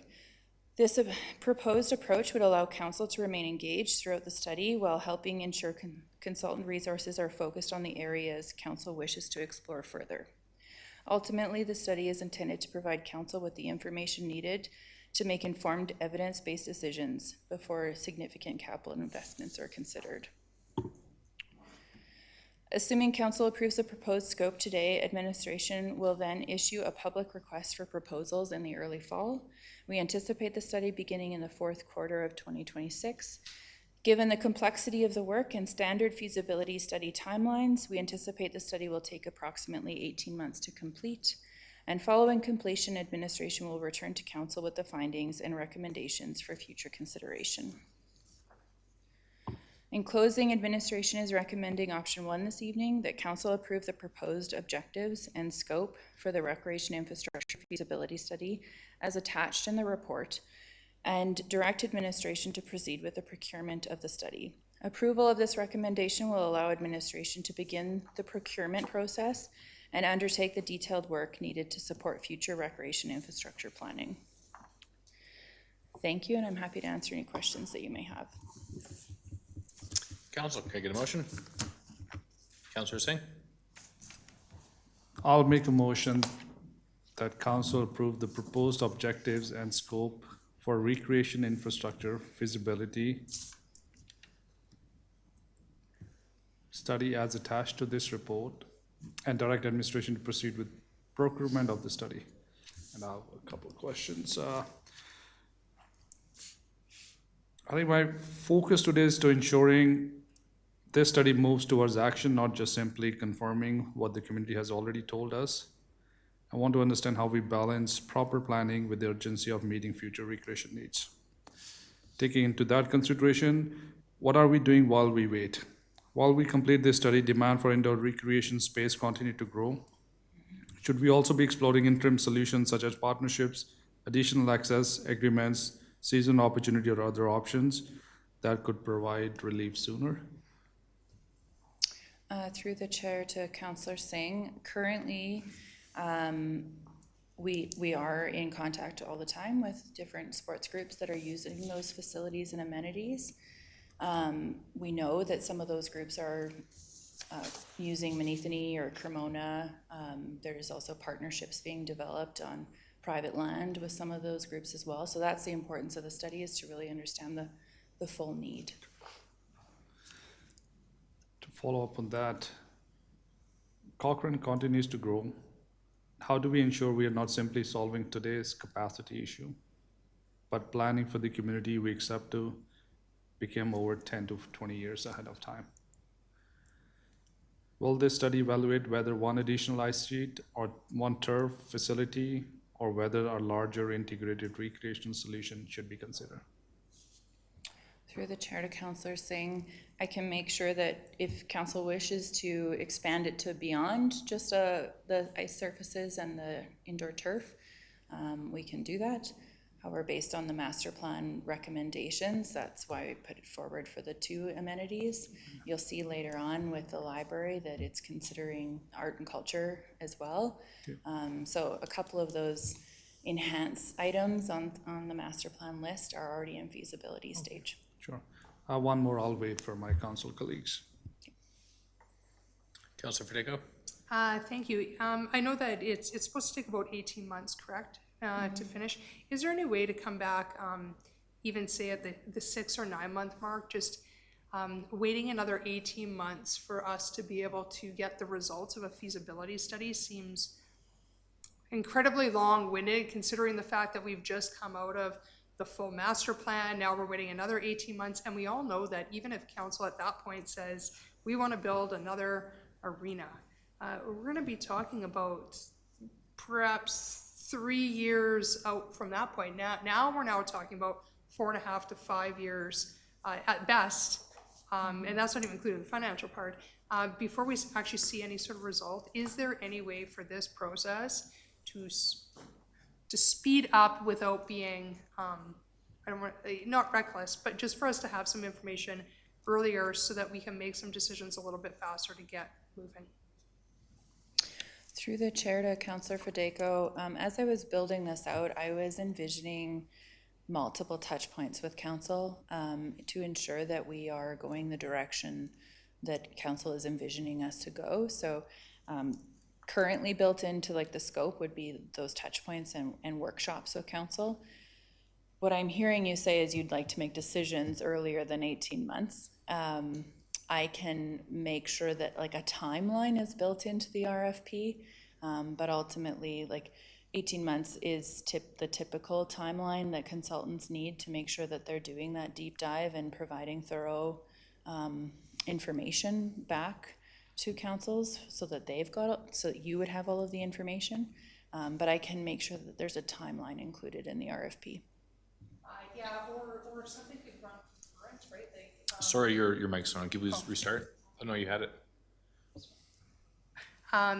Or if something can run concurrent, I guess, maybe like as recommendations come forward, if all of a sudden we decide, okay, we're gonna go, that we can start that process just that much faster. I feel like, I mean, we all know, the people around this bench know, administration knows, government moves slow. However, I think all of us sitting around the bench today want to see some sort of results a little faster than later. Obviously, we have to take in many factors, including budget, but just if we're going to make this a priority, let's not beat around the bush and have this extend out for years before we get to the process of actually action, right? So if things can run concurrently, that would be my suggestion for now. Who was next? Councillor Wilson? I'm next, okay. Thank you, Michelle. Just to set the expectations around the table financially, we learned last week, 1 week ago this time, that we're gonna exceed our municipal debt limit at about 2030 just with our utility capital projects. With this one, can you just help me understand, I do have a general understanding, but once we get through this process, so in 18 months or estimated 2028 when this came back to us, we still wouldn't be in a position to start charging offsite levy fees on any proposed project. We'll learn that we need ice and we need an indoor sports turf. I have no doubt about it.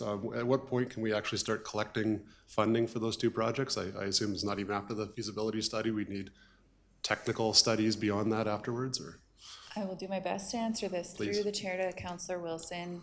The feasibility study will give us an outline of what we could be charging towards the project for offsite levies. The next step after that feasibility study is approved, and I might look to Drew to correct me if I'm wrong, but it would be, we would bring back the offsite levy bylaw and ensure that arenas and indoor infrastructure are included in the offsite levy bylaw. Once that bylaw is approved, that's when we are allowed to start charging the offsite levies. So we can be working with our timelines of when the feasibility study is approved and then when the next review of the offsite levy bylaw would be. But Mr. Hyman might have a different answer. Again, Ms. Ambrose did a great job answering that question. The only addition that I would say is that once the feasibility assessment is complete, then we begin work with the development industry. And that does take time because we've got to go back and forth with the development industry for that bylaw. Of course, many of you remember the process that we went through for the most recent update, and that takes time as well. But I think, Councillor Wilson, you're hitting on a very important point, which is getting these, and you're going to see this in the next presentation on the library, where there is direct information about the offsite levy and the implications. So I think it's an important consideration and appreciate you bringing that forward. Okay, thank you. And then just one more follow-up on the financial question there. As far as offsite levies go on projects like this, if I understand, a best case scenario would be something in the order of magnitude of half of it being paid for any future arena or indoor turf, perhaps half being paid through offsite levies, the rest would be on municipal debt. Does that sound approximately right? Through the chair to Councillor Wilson, that's been the conversation I've had across the province of people charging or municipalities charging offsite levies around that 40 to 50%. Okay, and then just one more on time frames, which Councillor Federico just brought up. If we're looking at the study coming back, report to council in 2028, the quickest we could actually have a project under construction would be perhaps that same year in 2028, or would there be a long technical study period after the feasibility study? Just because I haven't seen one of these happen yet. I don't know what happens after the feasibility study if council proceeds. Yeah, that's a great, I'll go back to this. I don't know how many of you are visual, but I am very visual, so this might help. One more. So after council makes their decision based on the feasibility study, then you would go into detailed design. And depending on the size and the scope of the building, that takes time. So there wouldn't necessarily be shovels in the ground the same year that you're approving a feasibility study. Okay, so shovels in the ground in 2028 would be unrealistic. That's correct. Yeah, okay. Thank you. And then one other question that just came to mind last term. At the end of last term, we did have a motion from former Mayor Janung about exploring double rink, perhaps at the old rink site, single rink site. How does this integrate with that? Obviously, that trumps any former plans of that, and this would now be the new all-encompassing arena conversation, I assume? Or could we still be exploring that idea at the same time as this? I'm just unsure about, is this an entire whole new path we're taking here? Through the chair to Councillor Wilson, the previous mayor had asked for us to look at just that location. This study scope expands it to using the site selection criteria that's outlined in the master plan, looking at our current infrastructure, looking at any expansion opportunities. In the master plan, I think there is a location next to the SLS that's identified. So this study scope would actually look at the bigger picture from a community lens, but up by Cochrane Arena would be part of this conversation. Okay. Well, thank you for indulging me. I do support moving forward with this. I suppose I did have one other question that was on the cost. I know you're going to tell me that it's a RFP process and we don't know the cost. Do we have any idea on the order of magnitude of what it should come in as? Through the chair to Councillor Wilson, through the budget process, council approved $200,000 for the project. Okay. Okay, thanks very much. I am worried about how long this will take to all come together, as Councillor Federico just outlined, and how we're going to pay for it in the end. But we know that the needs are there; they continue to escalate, and moving forward seems prudent. In figuring out that other stuff later seems like the way to go. So I'd support this tonight. Okay, let's give everybody a chance to speak before we go back around the bench. I think Councillor McFadden, you've not spoken yet. Correct, right? Correct. Over to you. Thanks. And one of the questions I was having is, are we, as part of this, are we also looking at potential partnerships? And so I think Rocky View County or the Ag Society, those are also part of this? Through the chair to Councillor McFadden, yes, we would be talking to all potential partners, understanding what's close to our borders, what type of partnerships are available to us. Okay. Any potential for like private partnerships? If council chooses, we will definitely explore that. That may come out during all of the stakeholder engagement. That, like as Mike was saying in the earlier presentation, like at the master plan level, you don't really get people who are saying, you know, we're interested in this project, but doing a very specific project feasibility study, we may have individuals come forward who are interested in the private partnership. Okay, thank you very much.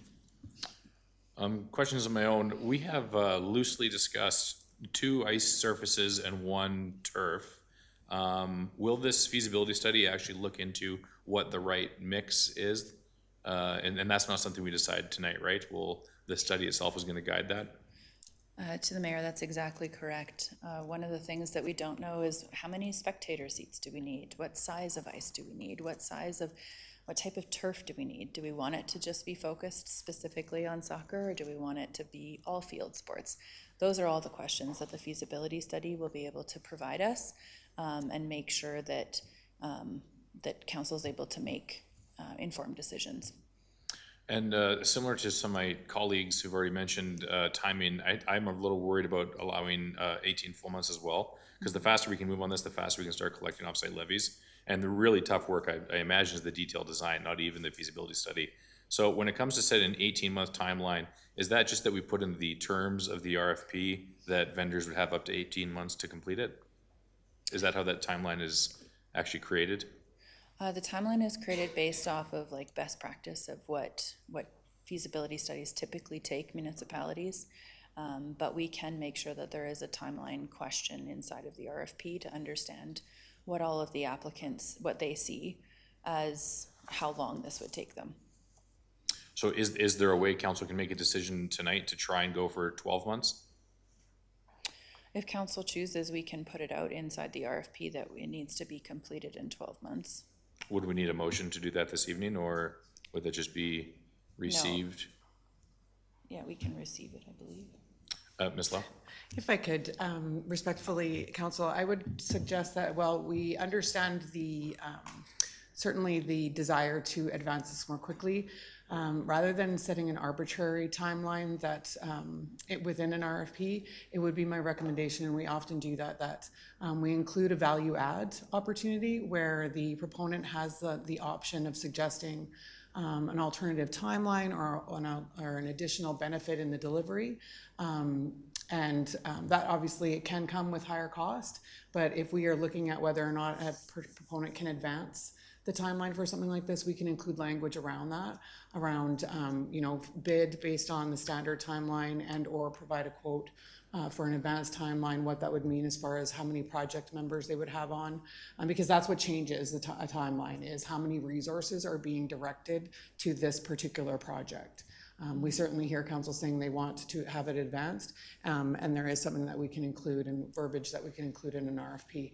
And I did also just want to clarify, we are currently collecting offsite levies for the very high level estimate that we included in the last offsite levy bylaw for the Twin Arena. So it's not that we aren't collecting anything at this time, it's that with the more detail, we will be able to update those numbers and collect more meaningful contributions to that project. Great, thank you for that reminder. Mr. Mayor, if I could just say something to complement what Ms. Lowe was saying, I think even with the additional resources, I think council would have to be prepared for additional cost with that project from the $200,000 if you were going for a shorter timeline as well. Great.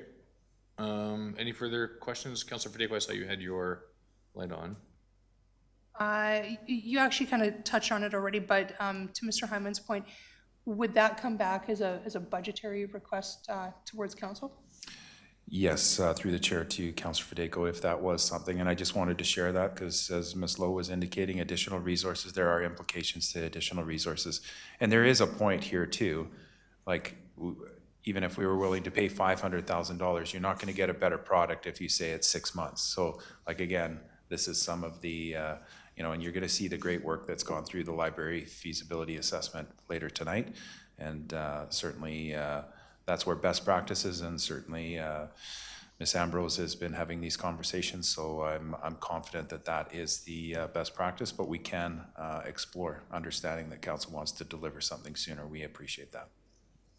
Yeah, and I certainly don't want the community to think that I'm just, hey, let's get this done and let's move forward and we don't know how we're going to pay for it. I mean, we just heard last week about huge amounts of capital costs coming forward. It's not that I'm suggesting that, it's just that I think that as a whole, we already know that we have some rec shortages in the community, and just it feels like we've been kind of talking about this, especially even past council, for a really long time.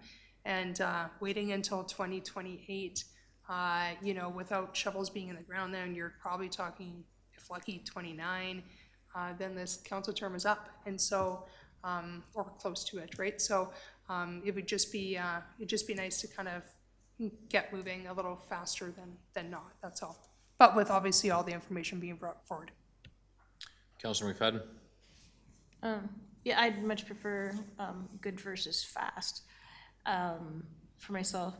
But I certainly agree with my colleagues in that, we don't have all the time in the world. And so my ask would be, is if we could have anything that would need budgetary decisions be ready for us by next year's budget, so that it's part of that cycle. I don't want to miss it by like 3 months and then miss a budget cycle out of that. So if I were to provide any requests on the timing, is to make sure that anything that's coming back to us for budgetary guidance, make sure it hits next year's budget cycle. So I think that's kind of my timing, more so than a set 12 months.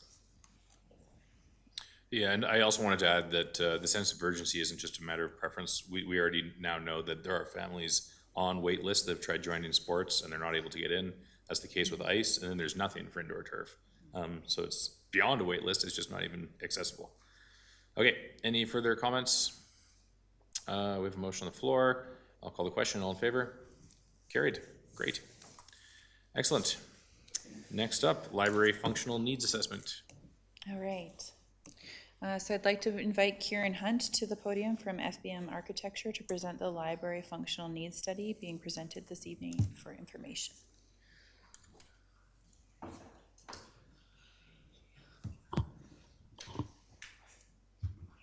Dim the lights, always the last one. I've had this record of clearing a room really well last few conferences I've presented at.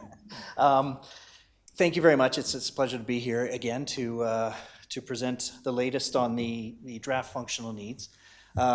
Listening to the presentation series of presentations tonight, it's starting at this broad level where you have these large budgeting capital projects, then we get to the master plan, and coming through that process, we start to hear about more the focused level of a library. And obviously we've had significant involvement to date on this, and as Mike and Megan had said, being here 14 times, and this is my 5th time here for this particular project.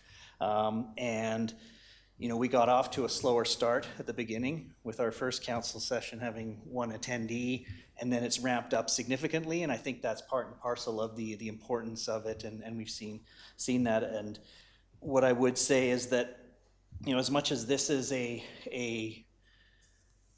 we envisioned this as sort of a linear project and a linear process. Just that previous discussion about timeline is very interesting because, again, we were at a stage now where we're probably to have a concept plan and prepare for you. But things happen on a process like this. I've been doing this for 25 years. Things happen, things change, directions. You're asked to, I hate the word pivot, but in this case, you know, there's things that happen. So our process that we took through, and actually I think this is the wrong presentation. I think it's a different one. It should be there. This might be the next presentation.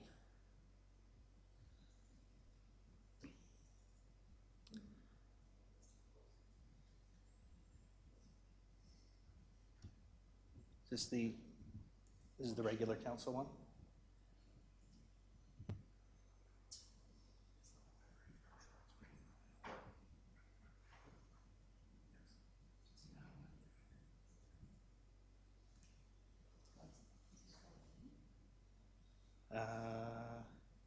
No, is there a different one there?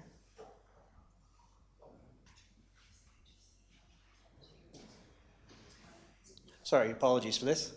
Want to make sure we have the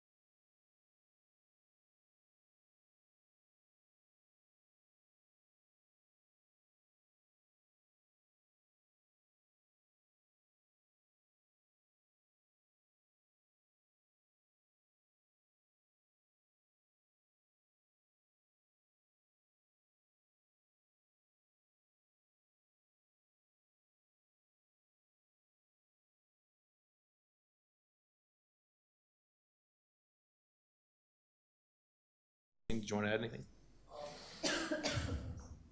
Just want to highlight that the great work administration done from that, giving those answers. Just wanted to ask that would those, like the age-friendly initiative, would those be communicated to the, back to the public, like, when it come, available, those information, like, what the process looks like, in near future in there? There will be updates. I want to give Ms. Lowe and the rest of the team the credit for compiling all this information. And certainly that information is available now to share. I would encourage council to share it with people within their network. Councillor Singh, I know you have a large list of people who attended that event. Certainly encourage them to follow that. And then we're doing our best with all of the different projects age-friendly, where future updates, there is quite a bit of engagement with the community. Sure, thank you. Thank you. All right. Seeing no further comments, call the question to accept as information. All in favor? Carried. Okay. Let's take a 2-minute break, I guess. We'll get the presentation sorted out. We'll get this sorted out. Sorry. Thank you. Oh.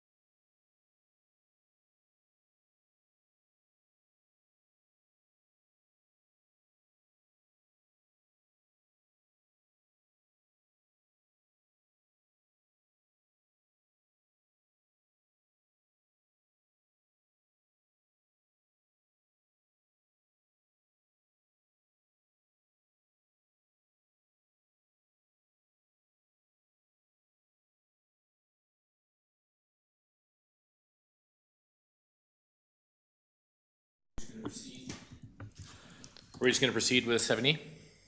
Okay. Take it away. Thank you. Good evening, Mayor and Council. Tonight, I will be providing the 2026 Mid-Year People and Culture Update. This presentation provides an overview of our workforce metrics, recruitment trends, new hire experience, employee recognition, health and safety performance, and the key initiatives our teams are focused on for the remainder of 2026 and beyond. To begin, this slide highlights our current workforce demographics. As of June 30th, Cochrane employs 321 employees, representing 275.61 FTE. Our workforce is made up of 78% full-time employees, 3% part-time, 7% casual, and 12% seasonal. Our average employee age remains steady at 42 years old, and our average tenure is 6.4 years. These metrics demonstrate that while we continue to grow and welcome new employees into the organization, we are maintaining workforce stability and organizational knowledge. This slide represents recruitment activity from January 1 to June 30th, 2026. The organization continues to experience strong candidate interest.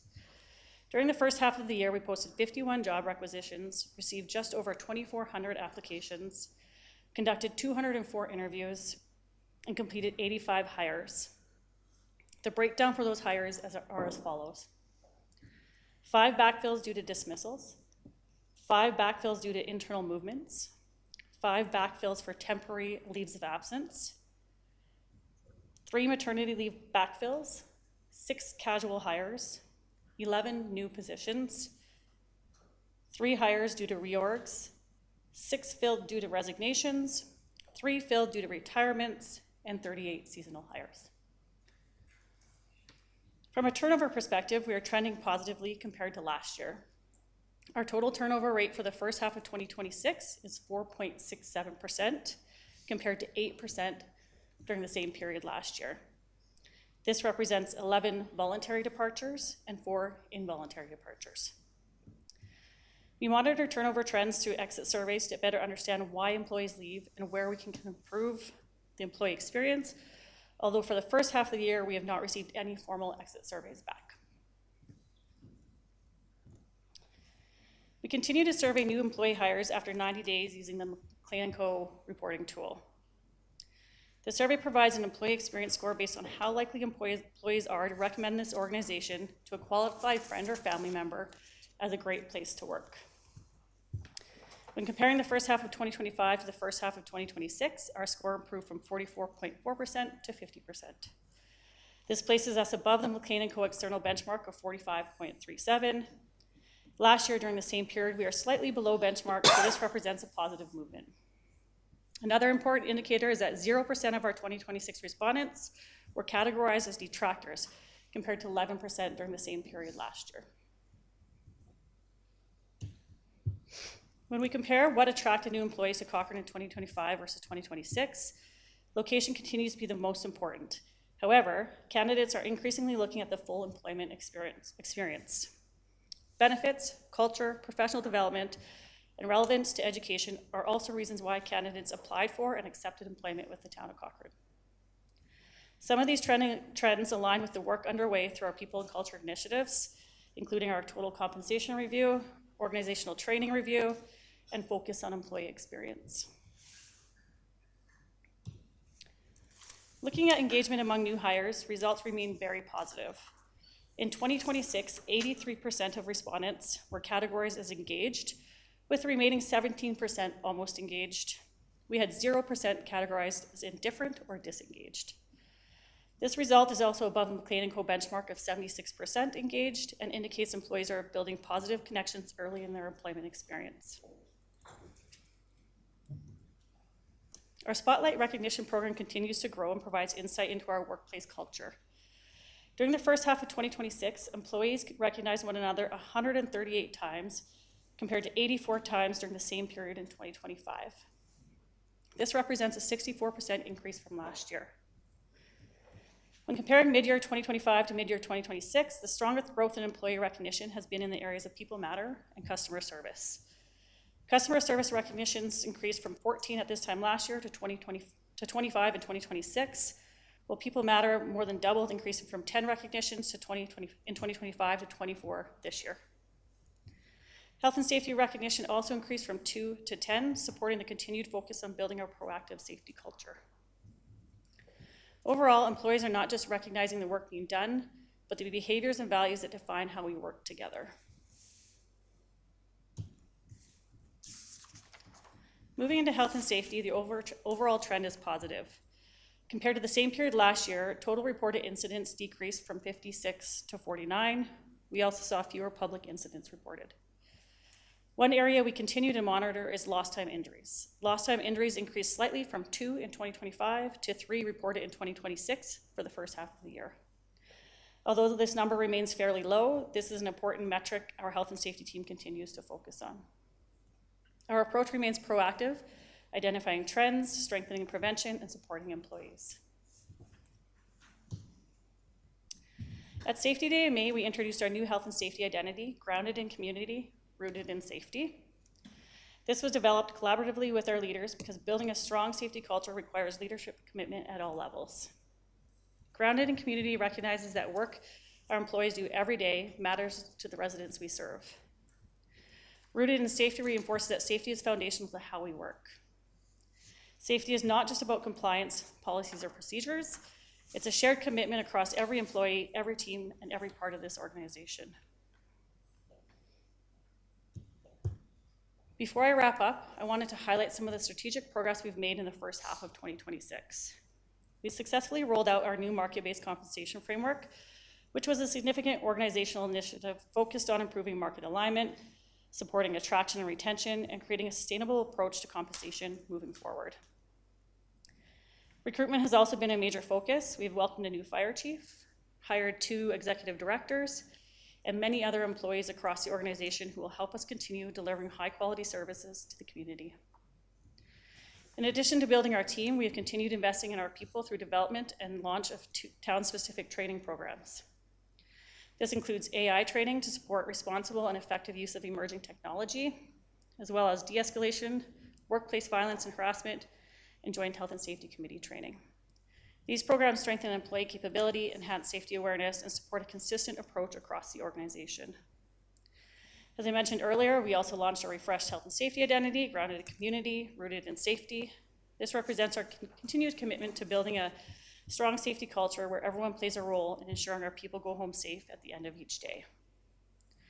Overall, these milestones represent important progress in strengthening our foundation, supporting our employees, and positioning the organization for the future.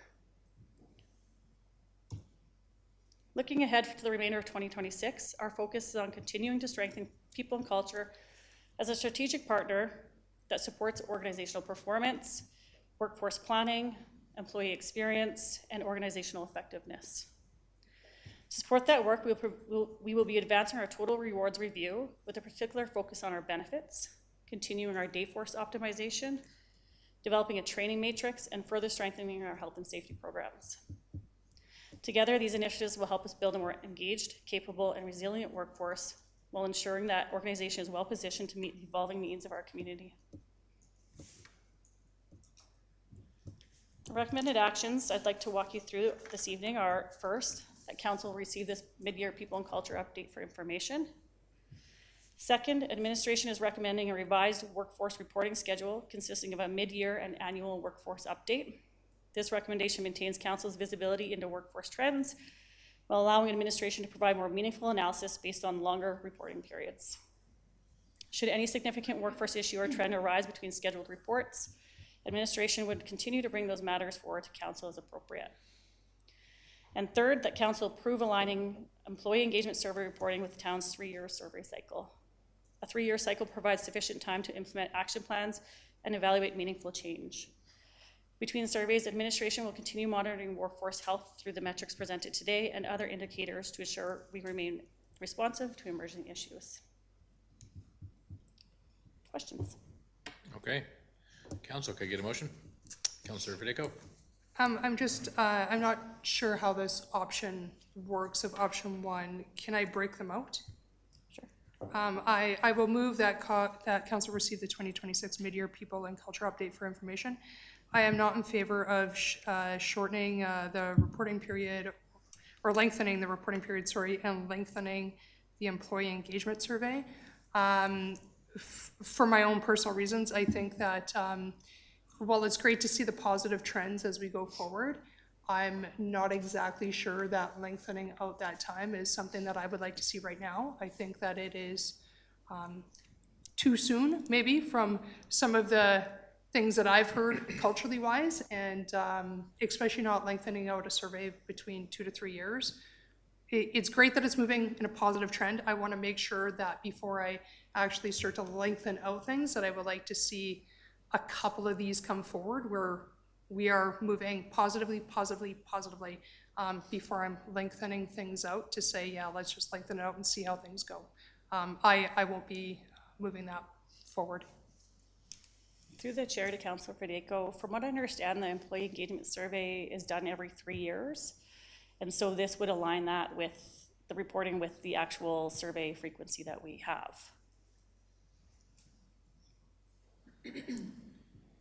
It just says that it's moving the frequency from every 2 years to every 3 years? Yeah, so the resolution right now, it says that we come back every 2 years to you with results. Okay. However, we do the employee engagement survey every 3 years. So we just did it in 2025, so we'll do it again in 2028, and I'll bring that forward to you after that. Okay, that one I can probably live with, but I don't want to cut down reporting. I think honestly, it's good for the public to hear it as well, not just us as council. I've had lots of questions over the last term about, you know, how many hires we have, who's been hired. We've only approved 14. People get confused, and I think shortening things out, like, you know, trying to lengthen things out using the wrong term, lengthen things out rather than shorten it, just makes people not be able to follow, including even council themselves. I mean, if it's in front of us, we know exactly what's happening, and I want to make sure that we have, the most important thing for me in this term is to make sure that we have a healthy culture. And in whatever way I can make that happen, I will stick to that. And if it means that we have to come back every 3 months or whatever it is, just I want to make sure that people are happy, satisfied, and we're moving in the positive direction. Councillor McDonald? The first presentation tonight, I think I heard the term staff vacancies every 12 seconds. So I just want to acknowledge how much work you and your team probably have coming up now that the freeze is done. Good luck with that. And then I was curious, I read this in your report. Overall turnover is 5.92%, which reflects a stable workforce.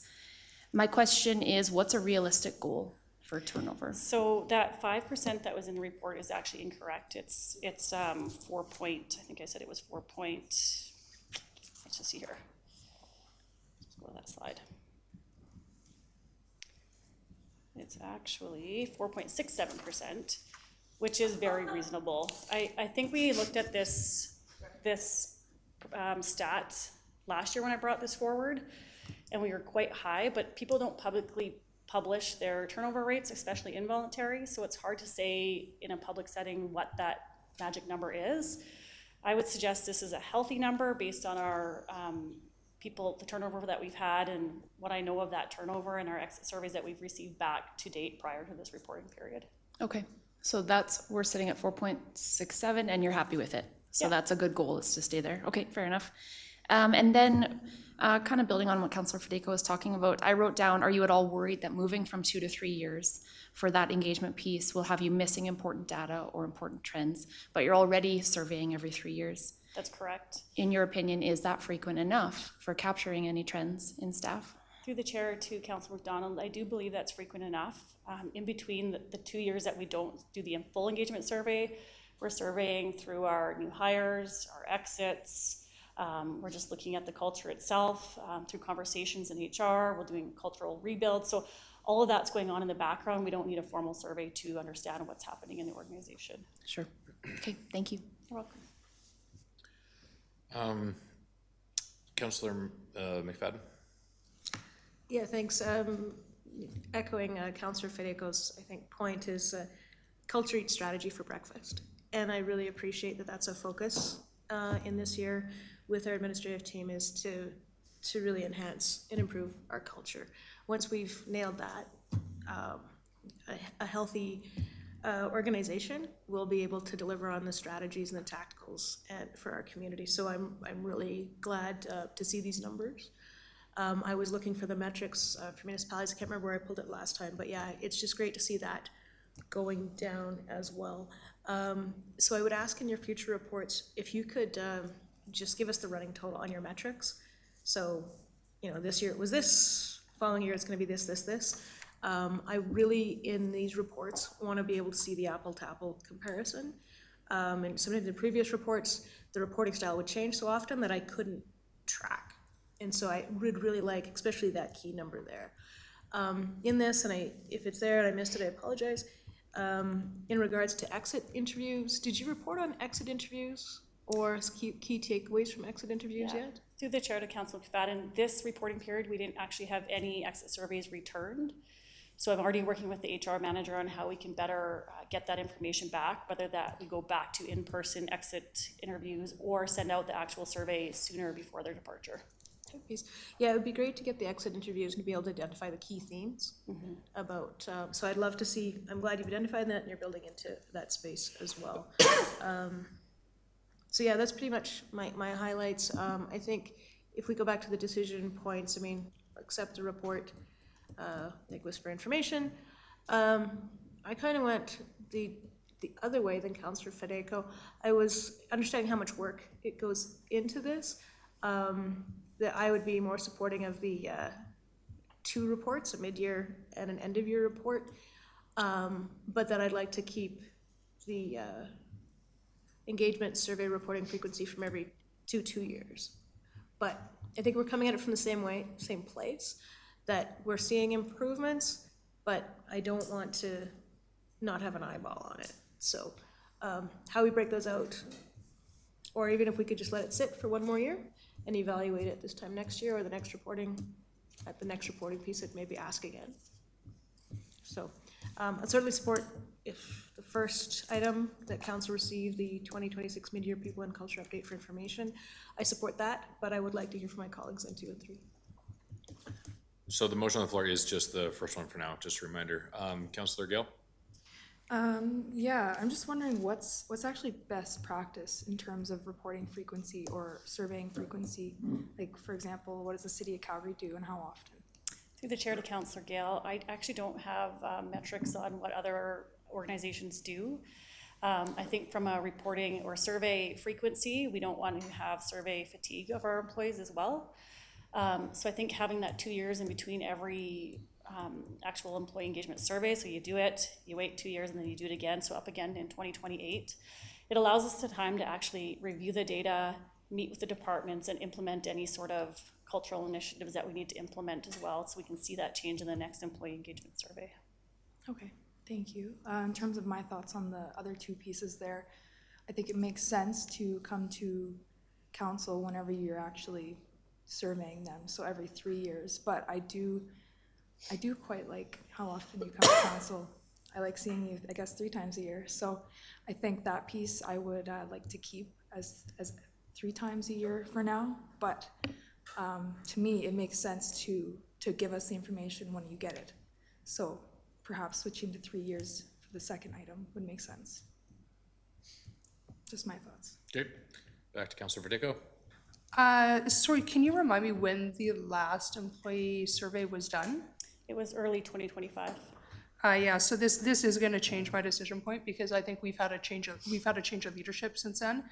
If anything, I would probably prefer that we had that next survey done even sooner rather than later, because I think there's a whole bunch of factors that have changed between 2025, and if we're not actually doing this next survey till 2028, that's a huge amount of time. I might almost be willing to say that I'd rather have that employee survey come forward in 2027, but that would be a budgetary item, obviously, right, to consider, or no? Through the chair to Councillor Fedeco, it's not a budgetary item. Through our McLean & Co. Partnership, we can run an employee engagement survey anytime.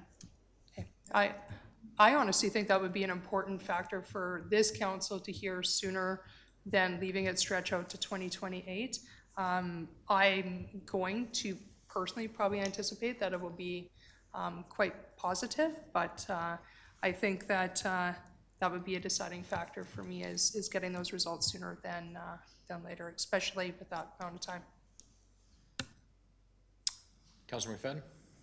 Yeah, I really like Councillor Fideco's idea. I'd love to get a new baseline for the new chapter. And I think it would be great to start that. So if it's possible to build into the, I don't know how long you can take to pull together a study, but 2026, 2027, something to get a baseline for this new chapter, and then we can see how we improve from there. I think we know where we came from. So yeah, I really like that idea. I don't know how that affects 2 and 3 anymore, though. Yeah, so let's just get maybe the first motion out of the way. So this one is to accept the reporter's information. If there's no further comments on that, I'll call the question.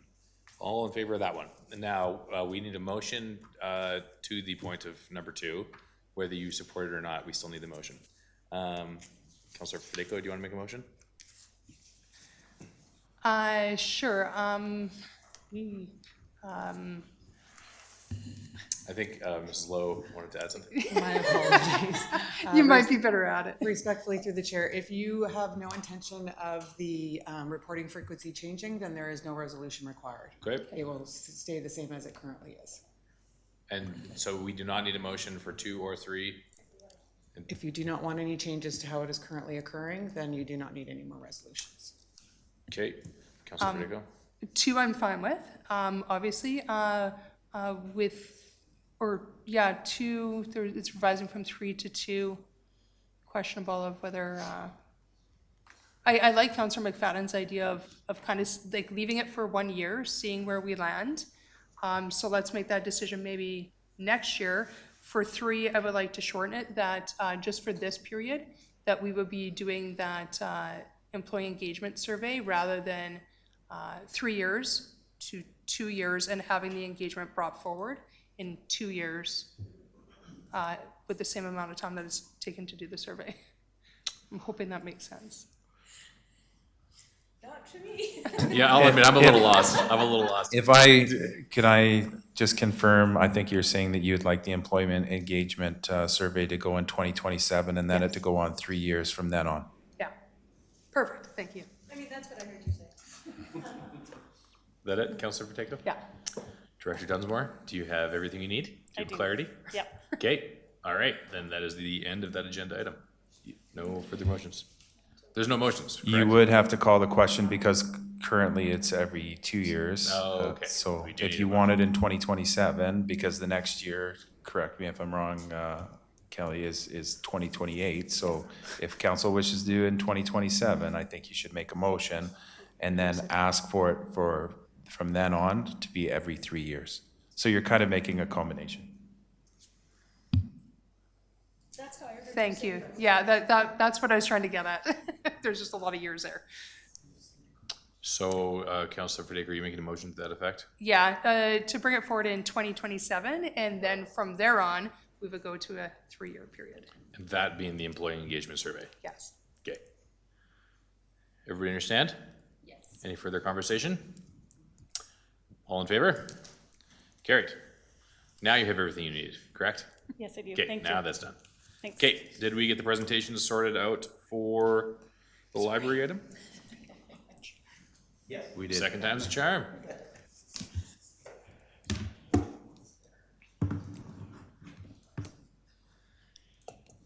Apologies for that swapping of the It's all agenda good. items around there.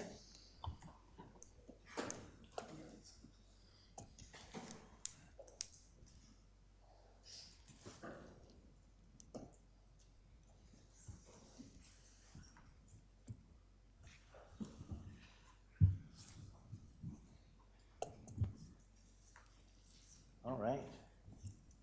I think we're ready to go. So again, appreciate, and I won't go through all the other niceties I had there, but again, it is a pleasure to be back and provide this update to you on the draft. And what you see on the screen is sort of the key topics that we'll discuss today in this draft functional needs for the library.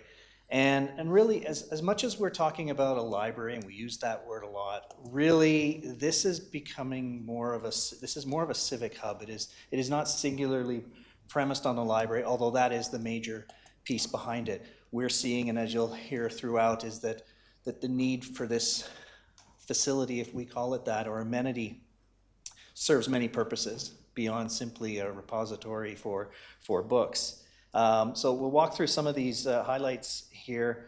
And as I was talking about earlier, it's that linear process that we had in our original outline for this project would have been culminating around now with at a 12-month timeline with a concept plan. But things happen along the way, and I think it's always important when you're dealing with something as complex. And again, we are getting down to a more detailed level in this. There's things that happen, new information comes to light, new process, changing councils, things like that that always can sort of shift your gaze throughout. And that's, so we have largely completed, as you see there, the tasks 2, 3, 4.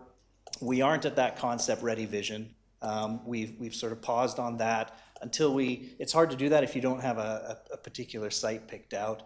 So we've really been focusing on those partnerships, the mix, what is the ideal opportunities. And that's really the focus here. Although I will say that we have skipped a step and brought parts of task 6 into the analysis, and that's the costing to understand the opportunities, including off-site levies, as we mentioned.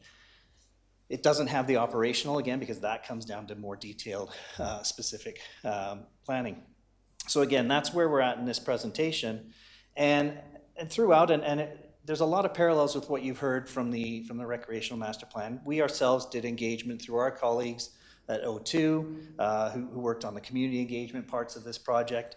And what we have done is we've been more specifically looking within the municipality for leadership perspectives. You can see, as well as the library and their needs through the staff, the board, as well as council and leadership. So we've had many interactive sessions to determine what these needs are.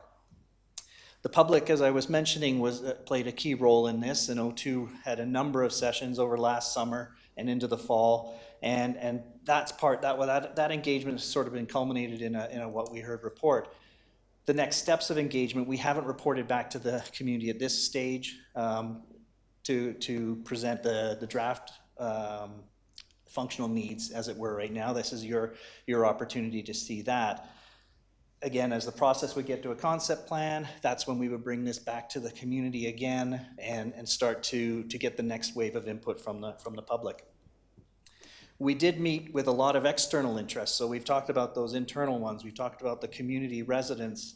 There's also external interests, and that can include public, private, nonprofit groups and organizations within Cochrane as well as outside of Cochrane to gather their input on the various elements that would lead to possible partnerships, co-tenancies, and other shared collaborations. And then the internal side of it with the municipal staff, looking at all of the departmental needs. Again, as we started to understand and look at this, not just as a library, but as a bigger piece and framework of the community as you grow, and we heard about the growth pressures that you have, and again, 90 capital projects, there's a lot of things going on within the community. All of these internal departments have needs as well, and we wanted to make sure that those are reflected as best they can be in this functional needs, some less so than others. And that process, it's important to have those conversations to really get an understanding of who is a good fit and who isn't, and where do these fit. And that also plays into the ultimate selection of where a location, what type of location would work best. So again, we met with these groups to understand their needs.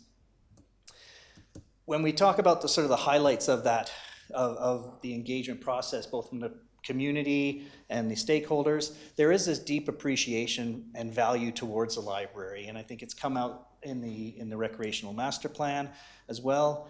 But there is also this interest in co-tenanting or co-locating the library with other municipal and social services. That has become quite prominent. So again, I think that's where, again, as I've said, and I probably sound repetitious in this, but it's more than just singularly a book. There's a lot of synergistic uses there.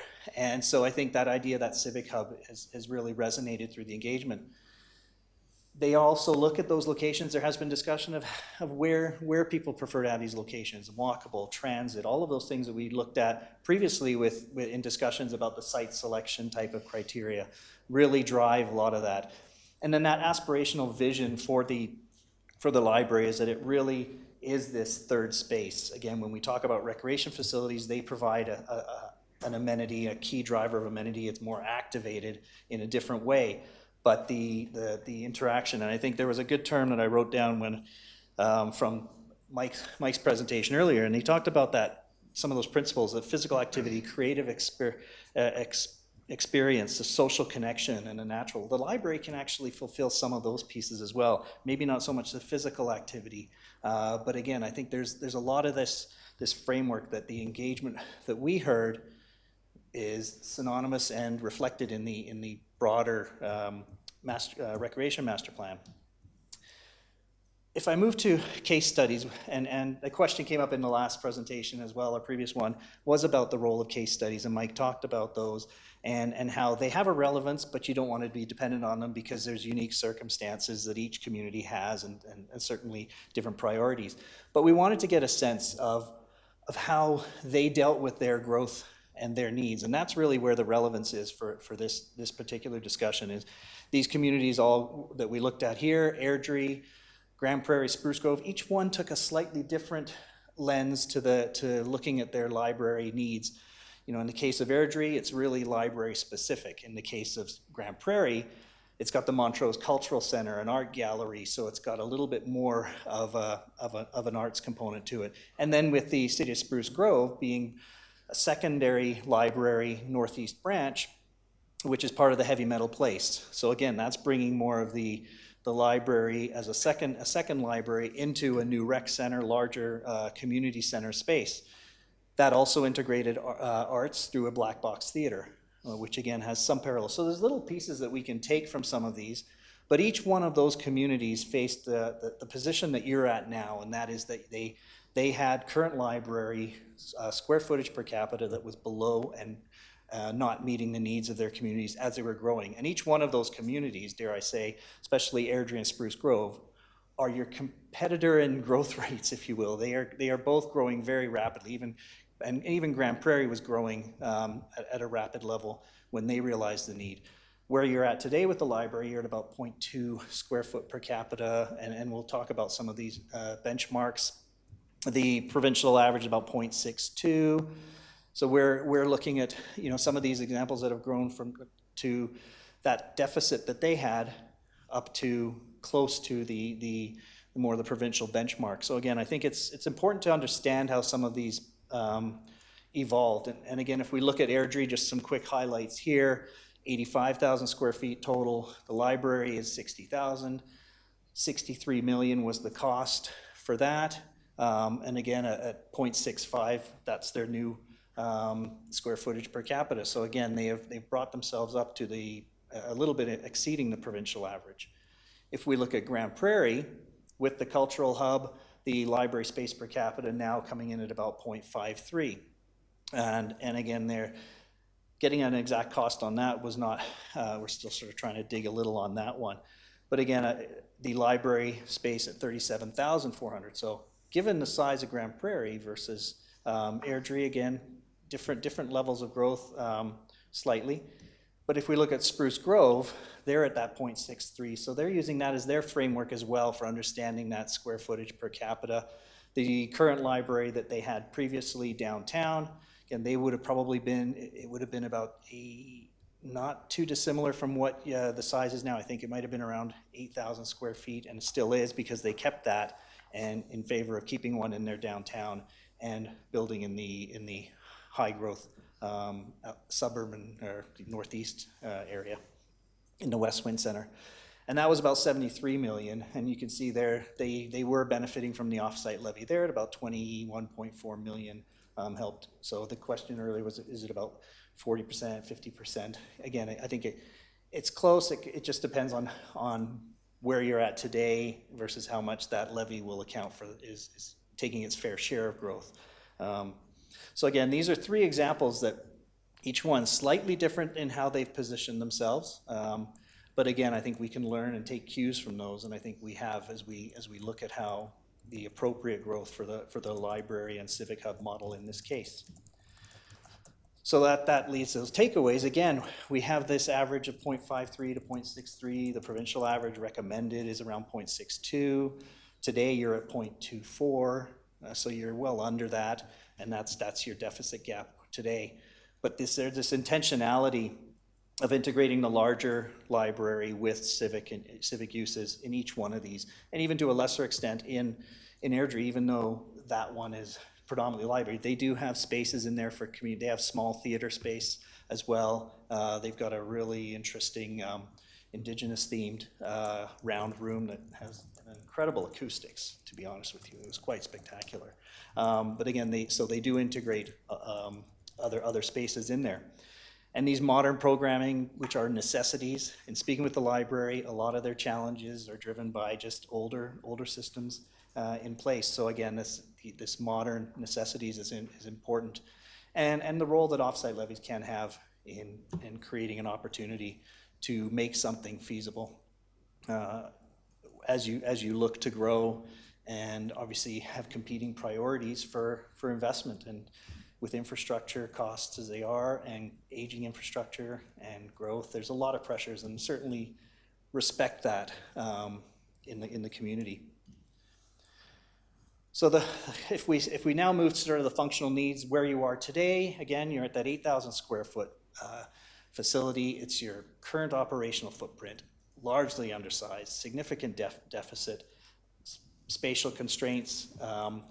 And I remember, when we first started this process back last June, at the time, and the library director, Melissa, had said, we had the seniors on the bow. They were downstairs taking measurements in our basement. I thought, okay, well, this is really interesting. Okay, so there's a group looking for space, but that basement is not, had a nice walk down there. And I don't think, if you're seniors on the bow, I don't know if you want to go down those stairs. That looks like a no-go zone. But again, that was a microcosm of both an opportunity and a challenge. So again, the ability to grow is just simply restricted. HCMA, through the recreational master plan, did do an evaluation, a facility assessment of the library. So we didn't do that ourselves, and they provided some really, again, similar things that we would have noticed that they provided in their assessment. The provincial standard, as we said, is about that 0.62. That would mean that today, based on your current population, the library should be about 24,000 square feet, just today, if you were at meeting that standard. But that doesn't factor in the rapid growth and where you're aspiring to be as a community towards 70,000 people and beyond. So again, as we started to look through that growth target, what we've talked about in previous ones is we had a 50,000 square foot and we were working with that. We've now been able to fine tune that as we had the discussion regarding offsite levies, as you'll see, but we wanted to more accurately try to fine tune where the Cochrane Library could fall. And our gross library program is about 40,000 square feet. And that, when we say gross, there's the net usable area is about 27,250 square feet of net usable. The gross factors in, as we'll show you in the next charts, a lot of other things. When I spoke with our architects and they said, you don't realize how much space walls take up and partitions take up and corridors. And so there's a lot of things that get added into that. They're still part of the overall space, but when you're talking about the net usable for the library, that's the 27,250 square feet is net usable, but it's a 40,000 square foot library space. We also feel, as we talked about, that idea of this as a civic hub, it's not the only piece. So the integrating other potential municipal departments, as well as other organizations to take space, could bring us up to about 57,000 or 60,000 square feet plus or minus for a total building. And again, I think one thing we haven't specifically identified yet is what are some of those specific space needs. We've allocated space for possible municipal departments, and that you'll see in one of the upcoming tables, but we haven't actually fine-tuned in how many employees there, how many desks and that sort of thing. That's where you get into the true space planning once you know the building you're actually looking to design and in a location. So when we look at the idea of the library itself, we've identified a number of various rooms. Again, one thing we see in the trends, we saw in Airdrie, we saw in Grand Prairie, and as well as Spruce Grove even to a lesser degree, but other libraries, lots of meeting rooms, lots of breakout rooms, lots of different areas. Quiet rooms now are different than libraries are much more. They're not meant to be quiet. If you want to be quiet, they actually have designated areas for those. So we've allocated a lot of programming rooms for children's, programming rooms, youths and teens, and it's about the co-tenancy and adjacencies that are critical here, but also seniors having a social lounge area, program rooms, maker spaces, digital labs, all of these things we've allocated the amount of space that we feel is appropriate for the needs. And a lot of this comes from discussions with the library director themselves as to specifically their preferences, as well as having dedicated bathrooms within the library, but also there's other bathrooms within the wider facility. So there's that 27,250 square feet of activated, usable space for the library. If we move to those other parts, we could see groups like Parks and Active Living or social development, community safety, maybe taking space, relocating from here to there as they grow, because you're going to be constrained as you continue to grow, and staffing needs here will grow. So there's an opportunity to possibly integrate those into a second level space in a facility there. So we've identified at least where they would be. It's probably going to be somewhere around 15,000 square feet is what we think about for some of that use, but we don't know how much for each of those departments, or even if that's really what the end game is. The seniors on the bow, reflecting back on my observation of them taking measurements in the basement, and through conversations with Matt, we know that they're looking for space. So we're trying to consider the needs for them, and it would work well with the programming for seniors within the library as well. And then the FCSS and Family Resource Network, bringing them into this and providing them a higher quality and a programming space for them to have more of their activities. So we've allocated for that. And then there is the shared community space that could be social enterprise for cafe, or it could be community kitchen, which has come up a lot in various conversations as well. At the Spray Lake Center, there is seniors there, and there's a kitchen, but it's not in the same way that we would envision a community kitchen to be fully integrated within this type of facility. So again, there's various needs and for those sorts of uses. And then the black box theater, we've, in conversations with Take a Bow and realizing the challenges, accessibility and otherwise for the facility that's here, there's an interest in a facility or a space for them.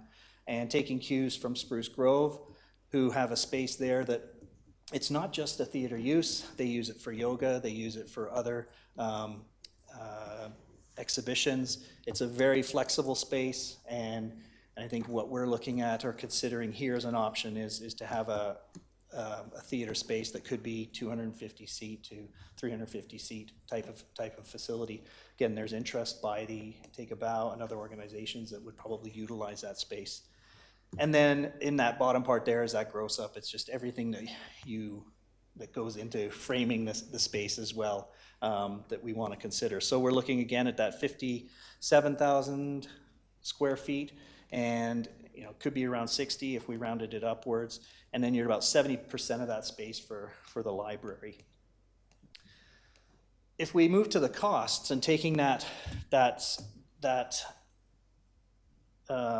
framework, regardless of which site we looked at within the community or looking at it, it's going to be hard given land constraints to fully put this facility on one level. I know that's a preference from the library, but the reality is, and even in places like Grand Prairie, they have a little mezzanine area.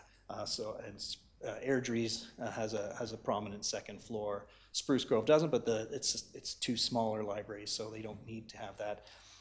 So when we start looking at the costs here and the allocations, we're at about 60.7 million is the estimate. That doesn't include the operating costs.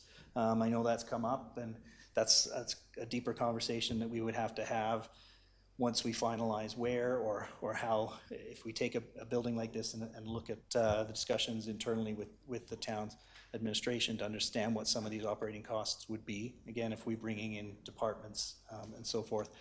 So again, these are the costs. It's about almost $1,000 a square foot, which again, Airdrie's came in pretty high. And we have bounced these numbers around internally with some of our other architects just to understand where these figures, do they pencil out? It seems high, but it is actually pretty close, we feel.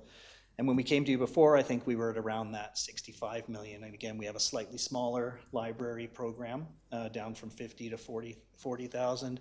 So again, a 60 million would be or 61 million right now is the estimated cost for that. And again, it doesn't include land cost or any other servicing that might include there. So you would probably expect this to be probably a little higher at the end of the day. Now, when we talk about the off-site levy side of things, one thing that we have to do is we have to back out, and the way the MGA works is we can only, and they're pretty particular about this, is we have to be specific about what is library so that we don't get any gray area. So we have gone through to try to remove things, remove the amount of parking that wouldn't be library, that would be others, to try and come up with what we feel is the actual library cost only for that. And that would be about 40 million for just the library portion of the facility. And 1,832 square feet of that would be the levy equivalent of the floor space. Again, because the way we'd be looking at it is you're 8,000 today, you should be at 24,000. It's the 24 to the next level that creates that distinction, because you're not asking the levies to cover the deficit side of it. You're just looking at the forecasted growth amount, and that's based on the population. So around 40% of that, the allocation based on growth is about 49%. So again, as you grow from your current population today to the population allocated in the MDP, that's at 76,000, again, that's where we start to see the calculation come in, which works out to about 26,000 per hectare for the off-site levy for the library. And the net per capita for the library, it's not there, but it comes in at about it is there. It's 0.54 is what the per capita space ratio is. So again, getting closer to that provincial average, but we realize I think you could be comfortable in that range.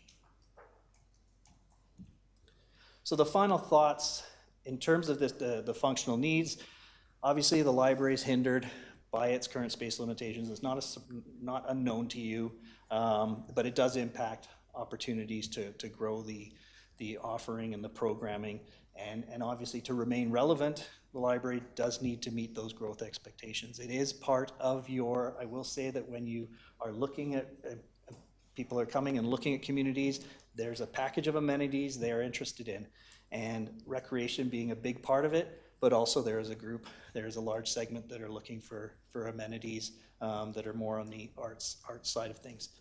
So again, to eliminate that deficit, a right-sized library would be around that 40,000 square feet. That seems to be a comfortable number. Discussions with the library, we're looking in that 40 to 50. Again, we're coming in at the lower end there. I think that provides that long-term stability. And the forward-looking funding model, bringing in the off-site levies or other opportunities, we did hear about the discussions that Mike had indicated about partnerships and considering whether those are something worth pursuing as well as a library model. And again, just to bring up those construction costs, so they're about 61 million based on the program that we've allocated there, and at 27,000 for your off-site levies. So with that, open the floor to any questions. through the chair, and I thank you for the opportunity to be here, and again, thank you for your patience. All right, council, can we get a motion to begin the conversation? Councillor Gill? I'll move it. That council accept the Cochrane Library Functional Needs Study Stage 1 Preliminary Functional Needs as information. I'll move it. Councillor Federico? A couple questions for you, and I could be wrong in this, but it looked like Airdrie had 110 parking stalls in their current build. I can go back to that one for you. Yeah, underground, not a lot. Yeah, and so because a huge portion of the build is wrapped around parking, I'm curious as to them having 110, and then I kind of wrote down here, it looks like, now I've got a bunch of chicken scratch on my page, but it looked like we had about 244, I want to say, parking stalls in comparison. So I'm just wondering, and not that I'm trying to eliminate parking from any area in Cochrane, but that's a huge difference to me, from 244 to 110, and it's a huge portion of the overall build cost. Can you elaborate on that?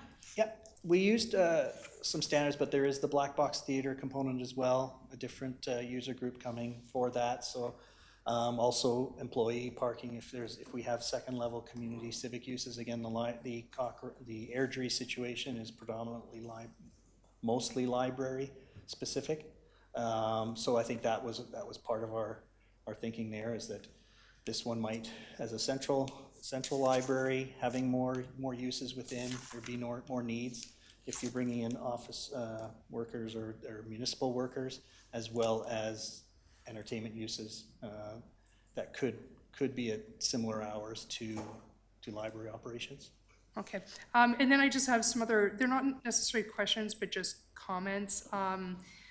Looking at the black box theater idea, I mean, I love the idea of having a theater. However, if we're going to build something, I think it's very short-sighted for us to just consider a theater group and perhaps a small footprint. I would like us to talk to dance studios, performing arts. Like, if you're going to create something, let's get this right, because I feel like if all we're doing is building a theater that's really good for one group, I think we're missing the mark.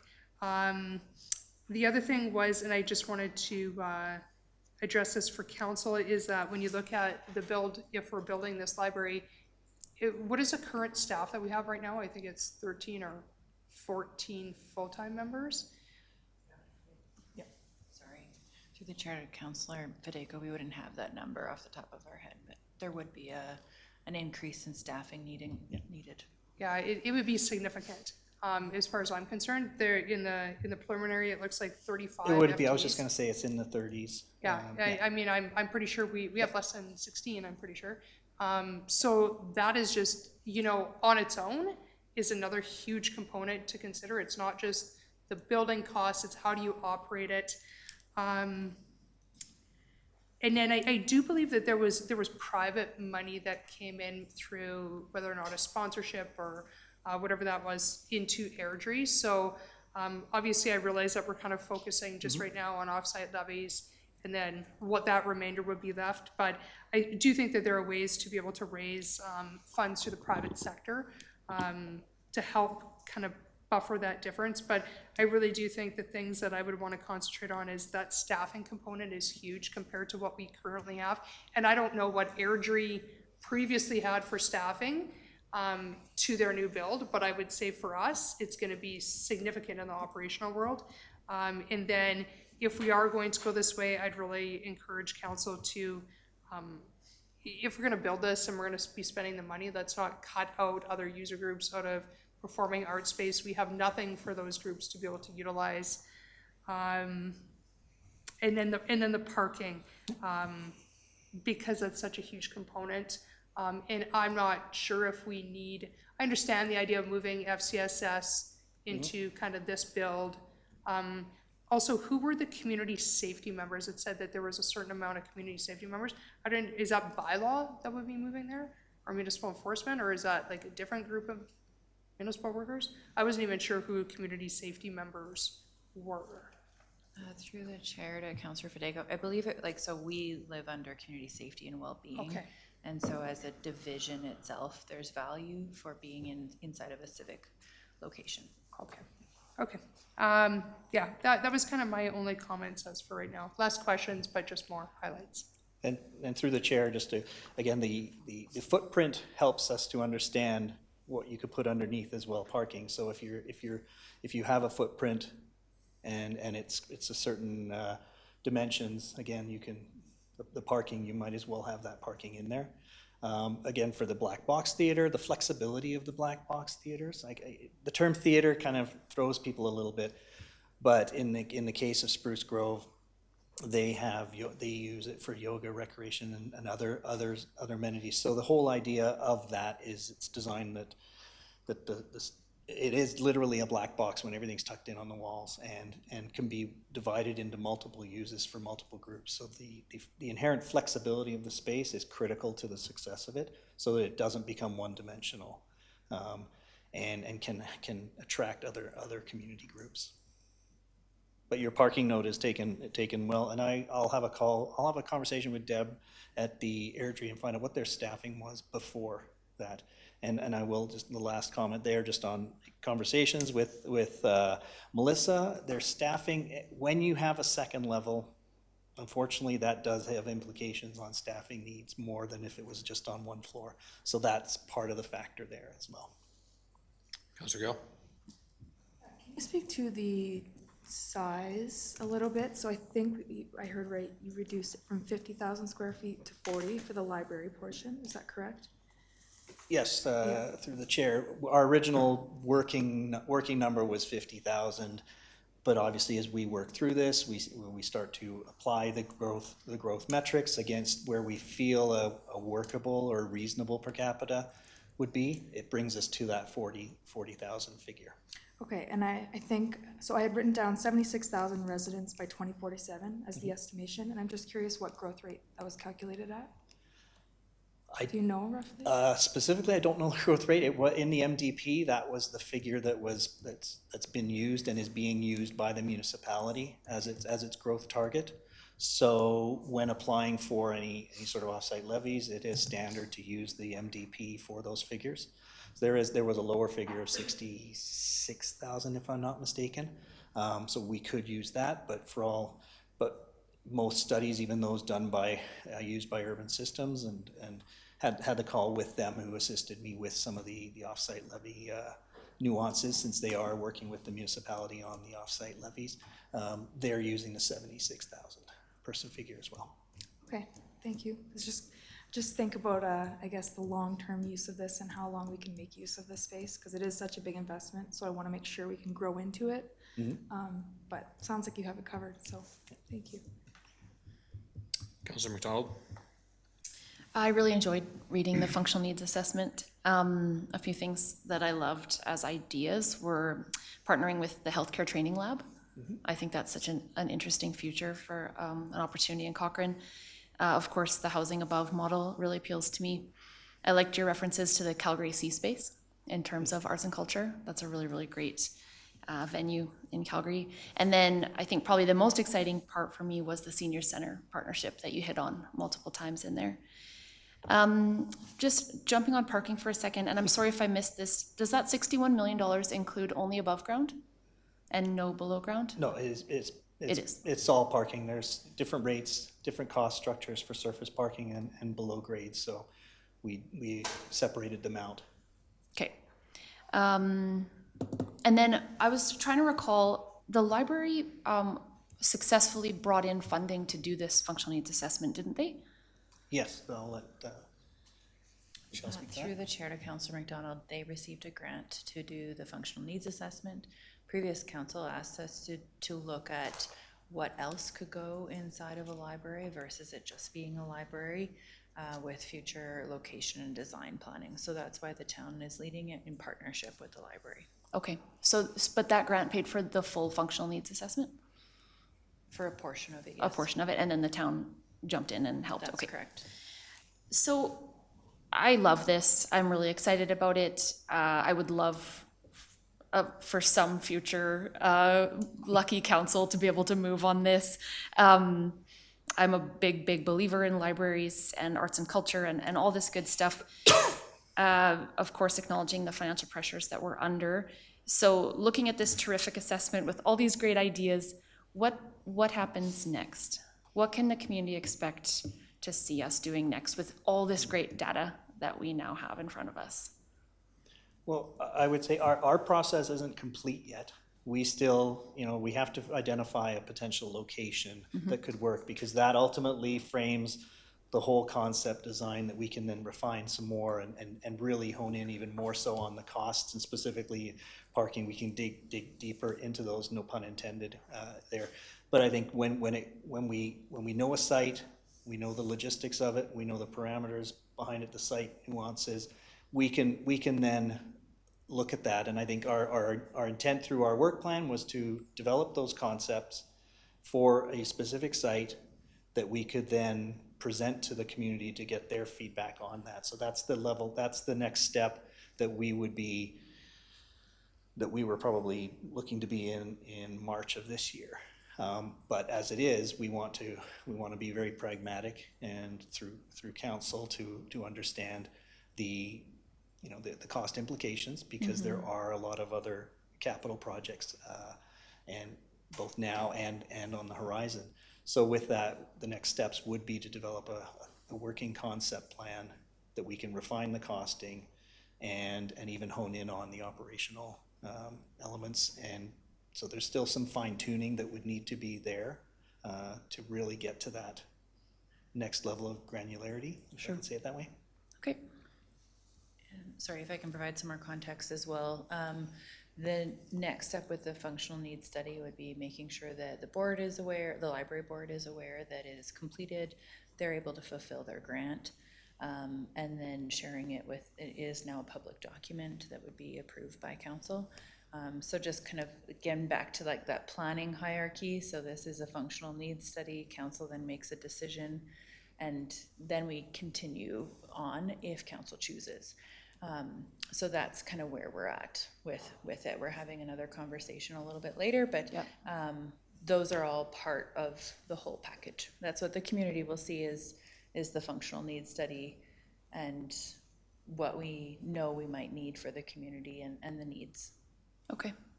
I'll look forward to more discussion tonight, I guess. Thank you. Councillor Singh. Welcome. And there, just a clarification, if you say 0.62 square per residence, like an area, and it equates to 40,000, is it a usable area or is it a net area, or how do you calculate? It's the gross area. It's the gross area. And when you're talking about 24,000 as of today's date, that's a gross area? That's a gross area. Okay. And if I recollect, you said only we can, out of $39.3 million of library portion, do you have a rough number how much we can get out of offsite levies? Any estimated number? Like a total figure? Yeah. I don't have a total, but I would think if we looked at the examples of Spruce Grove or somewhere, I mean, it could be, you could be the offsite levy itself at 27,000 per hectare. You're probably looking at around 25, 30 million, almost half. Did you have it on your chart? I don't know if I have that on the chart there. Not annual, not what the total amount would be. Like the growth allocation share cap cost be 15 million. And if I may, that would be based on the population, or that'll be based on the developable land, like the area be developed? Not the land area, no. No. On the population? It's driven by population growth. So we are basing off 76,000 population, not 55, 60,000 population? No. Yeah, just for clarity, Councillor Singh, we collect the offsite levies on developable areas. So that's where the per acre fee comes in. And then when new development comes through the subdivision process, we collect those offsite levies. Okay, thank you.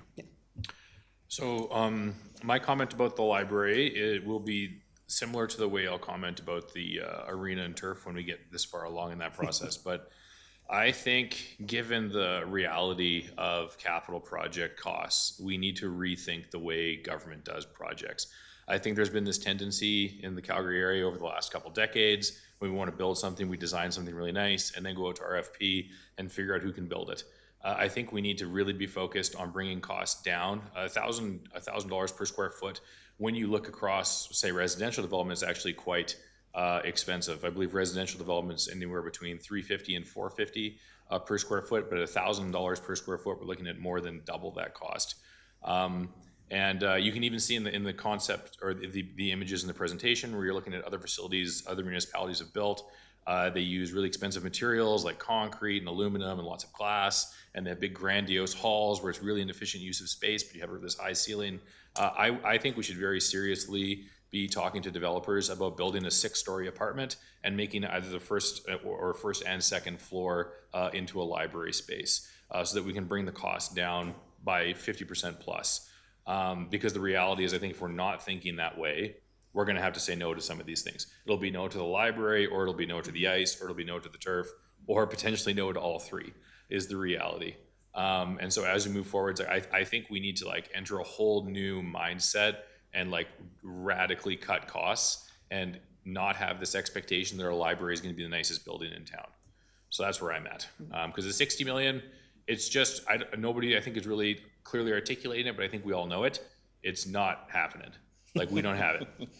And it's so we can pretend we're going to build a $60 million library, or I can just tell you the truth, and I think it's just not going to happen. So we got to get the cost way down. So that's where I'm at. Councillor Fedeko. To your point, Mayor Nagel, would you then eliminate, because part of this building is not just the library, right? But would you peel out, municipal staff, areas, as well as, Black Box Theater? I think if what you're talking about is just a bare bones library, then that's what we need to take the focus on and eliminate some of the other uses that it had, right? Because, and again, I want to look at that parking, because that parking, to Councillor McDonald's point where she had said about the parking, underground parking alone was $13 million of this project, right? I think that is something that and yes, I understand that the footprint's there, so why not dig down? But that's a $13 million extra cost that we don't necessarily have to spend if you're just building surface parking, right? Or build parking upwards. I don't know what that looks like. It's a huge cost to me, but to your point, I think if that's what you're kind of wanting to focus on, then we need to have a very different scale of looking at this project altogether, and that's removing any of the flashy extras just to get the library footprint alone. And if I could, I suspect if we were willing to build outside the downtown core, we would have grade parking instead of underground parking, which could make it much cheaper. But rather than trying to cherry pick particulars that we could change to get the price down, I would rather just try and get a general consent from council to direct administration to find ways to bring this price way, way down, and still build something that is going to be usable for Cochrane's families. Councillor Singh. If I may, Mayor, I think at our FCM conference, we had the opportunity to visit Stony Plain. And they had a very beautiful, at a corner lot, they had a library on the main level with a community kitchen and some form of housing on the 4 or 5 levels in there. So I think they had a great partnership, if something could be explored that way, it could be any form of, whatever way. That will open up more avenues. And I think they had what I understood that they had a seniors, living on the 2nd or 3rd floor, they come down, meet with with the kids in the library, and they do have a community kitchen where it can be used for multi-purpose, so. Councillor McFadden? Yeah, I really need to sit on this a fair bit before I give any direction. I agree with you with the philosophy. We need to find new and innovative ways to deliver on this, and I know we've leaned a lot into the offsite levy potential, but partnerships are going to be the big piece.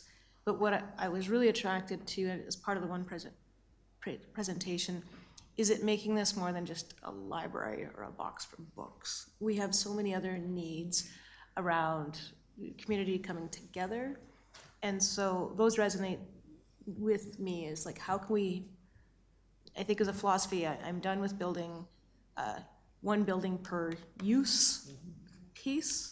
I'm done with. So we need to like get innovative how we can do this.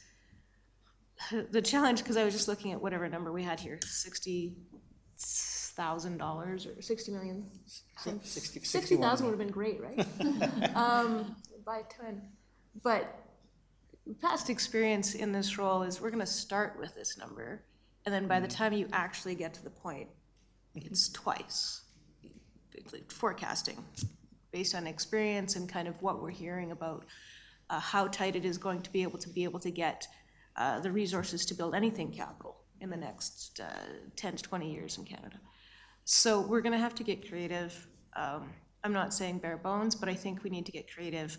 We need to clearly assess what our priorities and what we're trying to combine in here. And I think we need to start looking around our community, see what partnerships can exist, reviewing some of our basics. So, just looking at some of the, different sites that have just been sitting vacant in our community that we haven't utilized properly. We need to start having some good conversations there. So I think certainly the last couple of weeks for council have been a big reality check of what there's a huge want list in our community. And of course, our community, it's highly educated, highly affluent. People are drawn here for the quality of life. It's an expectation that we find a way to deliver on the quality of life, but just the basics of sewer and water is now exponentially more costly to provide than ever before.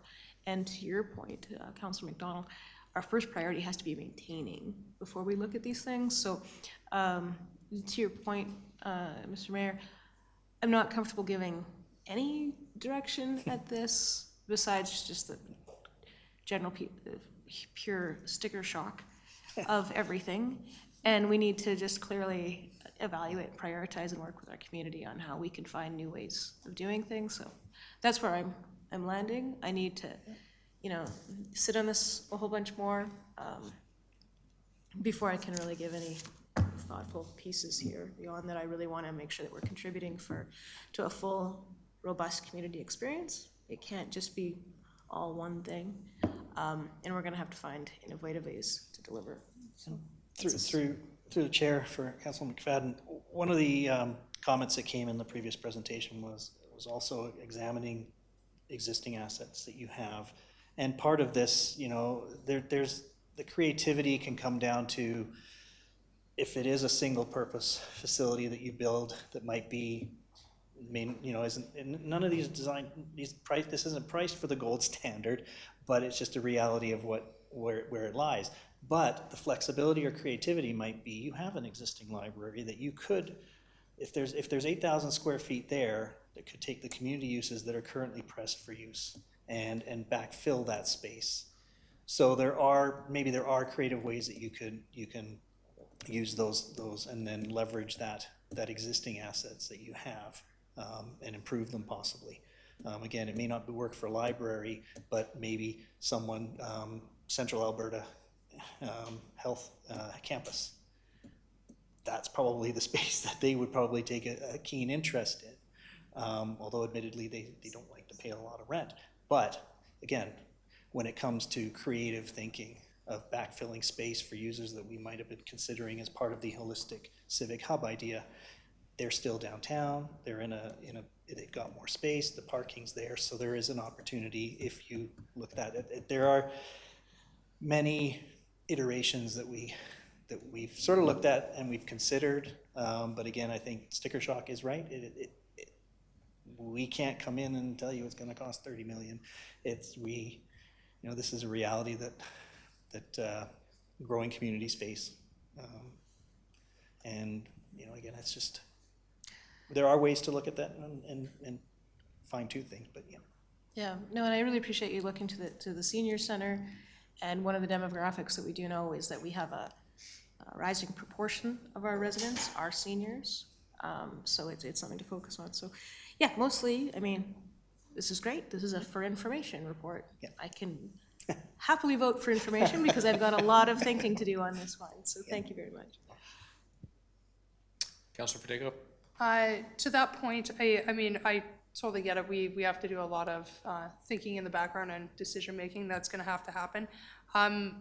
Did you do any research? I know Mayor Nagel had brought it up before, and I know that it is not the community preferred type of idea, but about looking at offering service in some of the outlying communities, because at the end of the day, to the library, I know they need more space. I know they need to be able to perform in a much better way than what they're performing right now.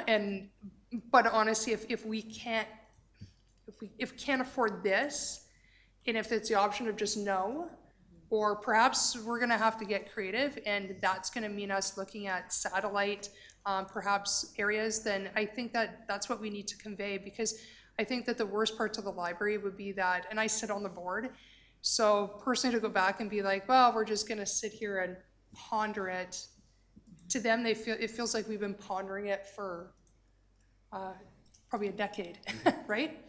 I don't think that's great news for them either, but I think if we can look at perhaps some of those other options, whatever information's coming back to council, I think that needs to be a very big one that we need to consider. And although I know it's not the ideal of what the feasibility study is showing, this is reality, and it's either people are gonna have to accept it or nothing's going to get done, which might be another point of conversation.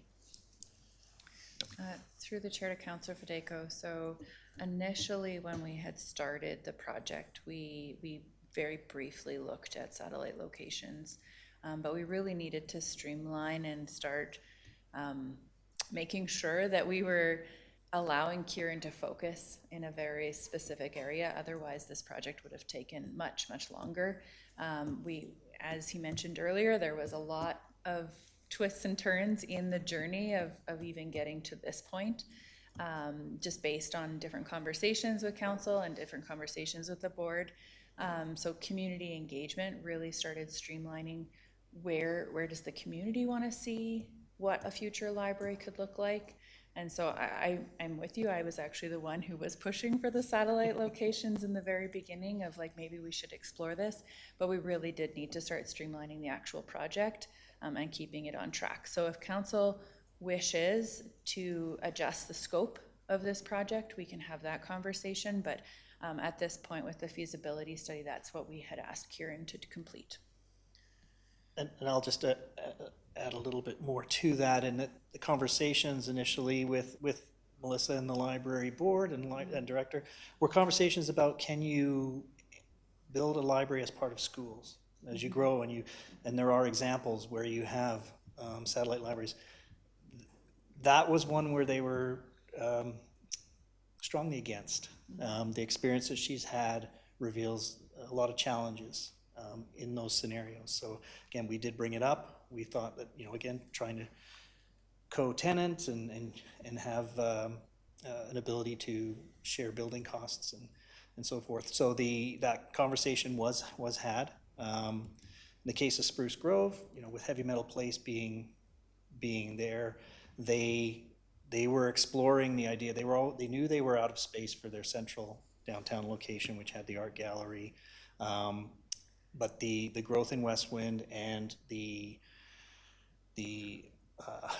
large arena with the NHL size rink and the junior hockey team created a unique opportunity for them to put that in. And it hasn't, I wouldn't say it's been the most utilized space yet for them, and it does have some challenges, but again, that was the model they used.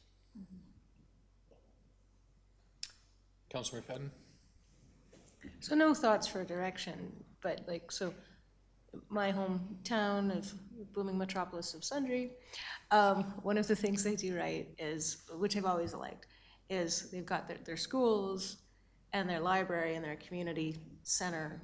It's all together, right? And their senior hub. And so all their community activities are together, which I've always liked. Councillor Fedeko, you'd like, there's a seniors little villa right next to it too. It's all on one level. But so to be able to combine those things has a great deal of appeal to me. And then one of the other things I'm struggling in my head is how do we balance off, it's like, a big capital buy reduces your ongoing operational because everybody's there, right? But a satellite piece is gonna have more operational costs, but it might be more feasible to actually get those spaces, you know, through partnerships and to make that happen.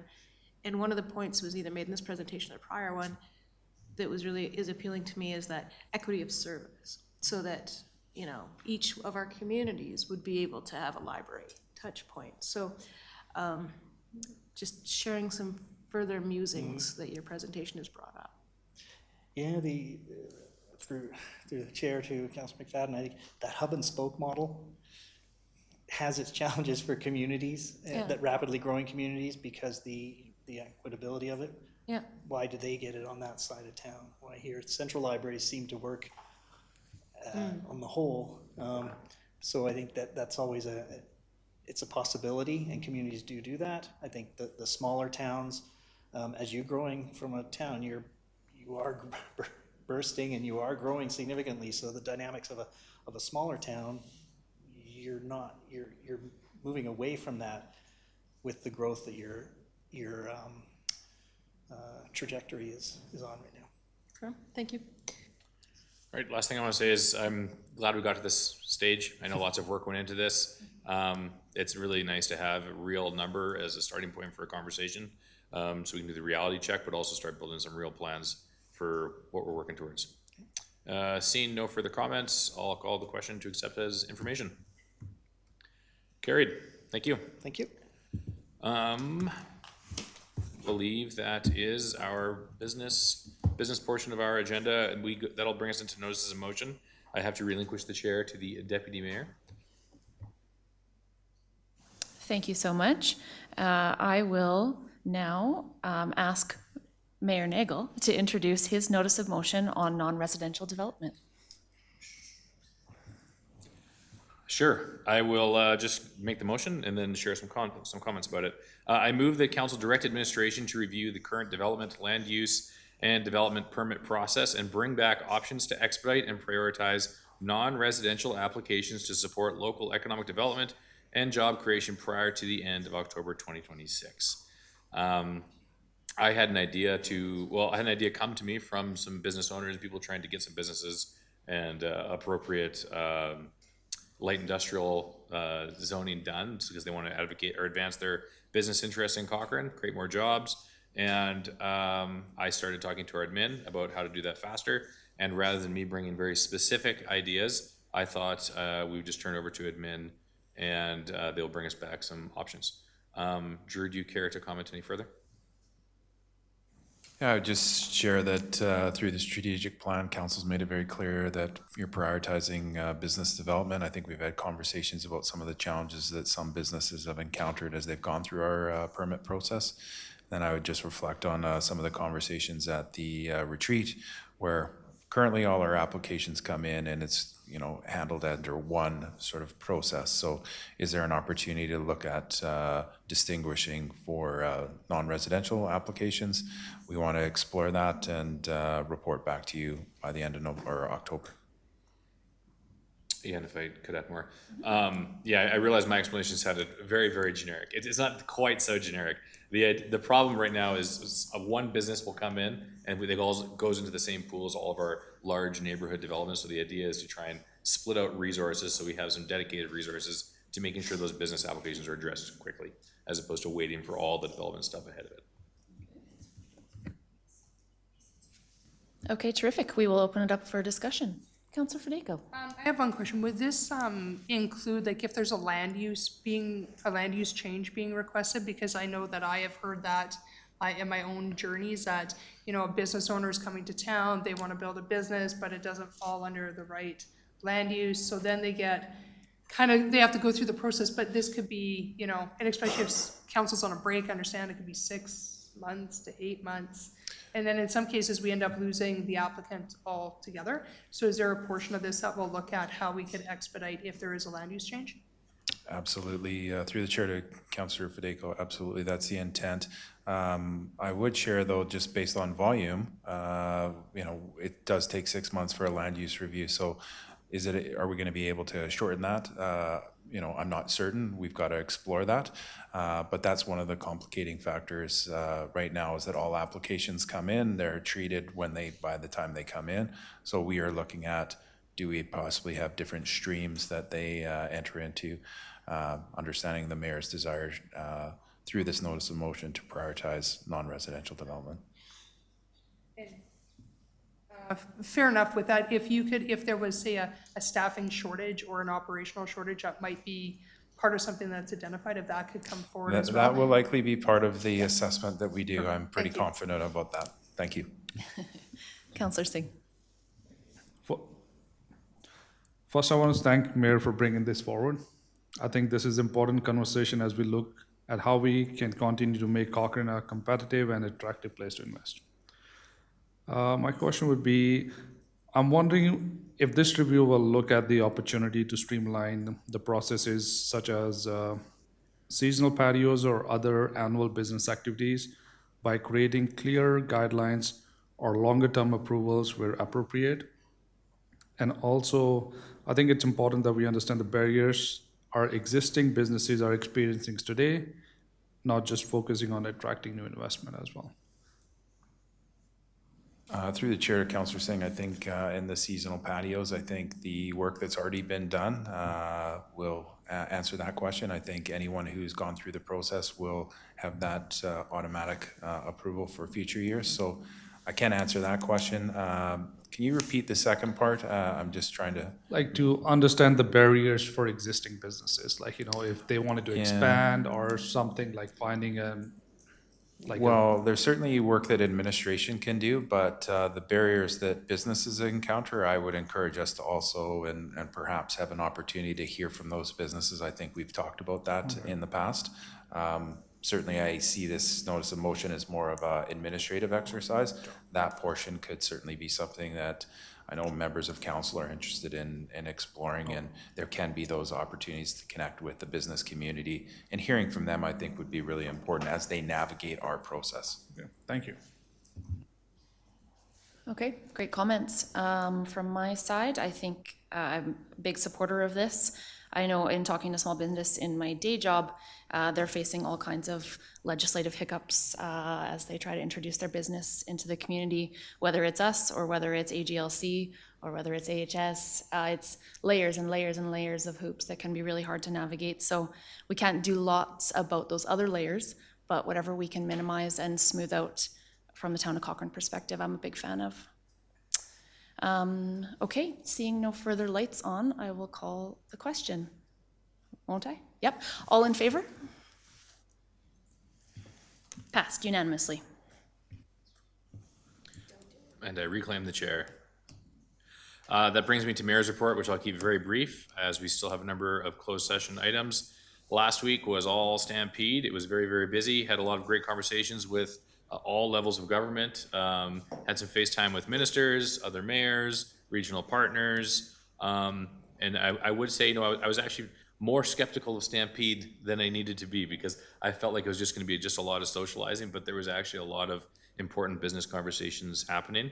And then one notable update of actual town business that happened last week through the Mid-Sized Mayors Caucus. We had a conversation about Minister Williams's infrastructure working group. It's the funding working group.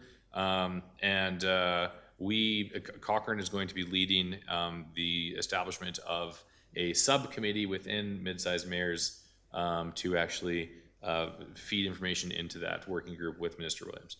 And so we have a direct path, we being MCMC, have a direct path to the minister through Mayor Acker and the other executives in that group. But kudos to Kevin and Christine for leading that and bringing that to my attention. And so that's what we'll be doing. That's it. Any questions about my Mayor's Report? Can I get a motion to accept it? Councillor Singh? Yep. All in favor? Carried. Any councillor reports? Councillor McDonald? I'd like to also very quickly shine a spotlight on a committee that I sit on. So the Rockview Regional Handy Bus is, for anyone who doesn't know, is a rural charity that provides shared ride, wheelchair accessible transportation They help residents with physical, medical, or mobility barriers access their medical appointments, grocery shopping, banking, and community services. They are providing an essential transit inside and outside of Cochrane with door-to-door supportive transportation, helping individuals maintain their independence. Their Q1 report showed a 20% increase in trips provided within Cochrane over last year's Q1. These are Cochranites, these are our neighbors, these are our parents who need accessible and supportive transportation to their specialist appointments. Why I bring this up tonight is because Rocky View Handy Bus is a charity and they rely on charitable funds in order to continue offering this. And those funds include casino revenue. So I know there are Cochranites who love working casinos, so I thought I would put it out there into the world that on Friday, September 4th and Saturday, September 5th, will be the Rocky View Handy Bus Casino. This brings in massive revenue for charities, and it is sustaining revenue for charities. So I will share sign-up details on my social media, and if anyone is interested in helping out, they are welcome to email me for the link as well. Okay, Councillor Singh. Thank you. I think last week was busy, I think, with the Stampede, but also had the opportunity to meet MP Peter Fragistos, Parliamentary Secretary for Immigration, Refugee and Citizenship, and he did tour the FCSS and had the opportunity to walk with him on the downtown and talk about like in our amazing town. Also has an opportunity to meet Honorable Evan Solomon, Minister of Artificial Intelligence and Digital Innovation, and Minister responsible for Federal Economic Development Agency for Southern Ontario. They were there for the announcement for federal funding, $8.3 million for Abrio Place under Rocky View Foundation. Also, like on July 18th, Councillor Gale, Councillor Fadeco, and I would be at the farmers market, and as of July 15th as well.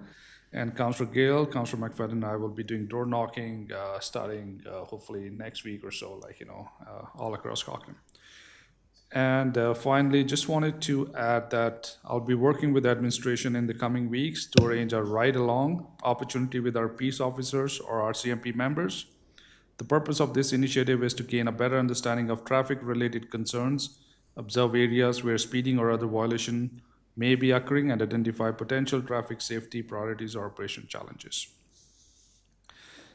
And also, I'll be working with administration to review our current process of receiving, tracking, and responding to public inquiries. The goal is to ensure that questions and concerns raised by residents are being addressed in a timely, consistent, and transparent manner. If there's an existing system or process in place, I would appreciate learning more about it, currently operates, and where there may be opportunity for improvements. Where appropriate, we can explore whether additional communication tools, methods, or follow-up procedures are needed. The intent is not to replace existing process, but rather to understand, strengthen, and enhance the system we currently have to better support residents, council, and administration. Thank you. Okay, any questions about the council report? I'm seeing like admin may have a few questions. Councillor Fadeco?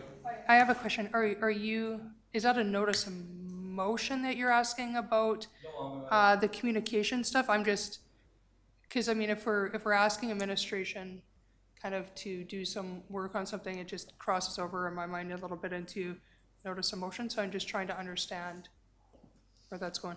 Councillor Singh, could you respond? Yes, so I'll be just working that if, what are the procedures available, like, that's, if there are procedures, simple as that, there's not gonna be notice of motion bring or anything, just a clarification that just, I'm putting out in public realm, that's about it. Or if there's another procedure I have to follow, I'm happy to do that as well. Well, we're not actioning any items in these council reports, so if there is any action following this, it'll have to come forward as a notice of motion. Sure. I can, okay. If you want council, I can retrieve it, and moving forward, I'll bring it as a notice of motion if needed, and otherwise, this is just for information. I'm not asking to do any work. That's about it. And admin can correct me there if. So just for clarity, Councillor Singh, I'm assuming you would be asking just for some information on what our current process, if we receive an inquiry, how we receive that inquiry, how it's processed through our organization, and then getting confirmation of what the process, so you ensure that residents have been followed up with. That's about it. Okay. I think we can have that conversation. Sure. And if there's a procedure to be followed moving forward, happy to do that as well. Okay. Okay. Sounds good. Councillor McFadden, I see your fingers. Take it away. Hey, I just wanted to give a shout out to the organization and to council and to the community for what a great Stampede breakfast, our first annual Cochrane Stampede breakfast was. I think the final count, and of course to the Lions and to Cochrane Now that was there playing music and making noise for us, and the Lions for their machine of a pancake breakfast they put on. So it was a great event. I got great feedback. People loved the ability to come out and chat and all the great things. And so I just wanted to give a shout out to that. I hope council will have a quick discussion and decide to make that an annual thing. I think it was a great way. And also kudos to the cleanup crew, because I was back there 2 hours later and you wouldn't have not known that there were 2,100 people plus getting pancakes that day. So kudos all the way around. That was a great event.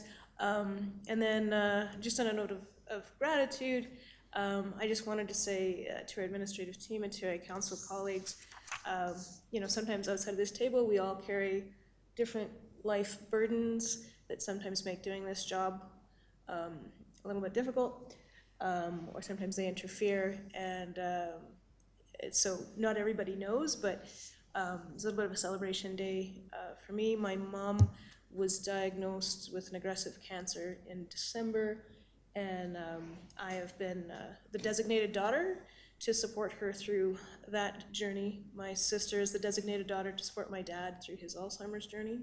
So there's been a lot going on in our family.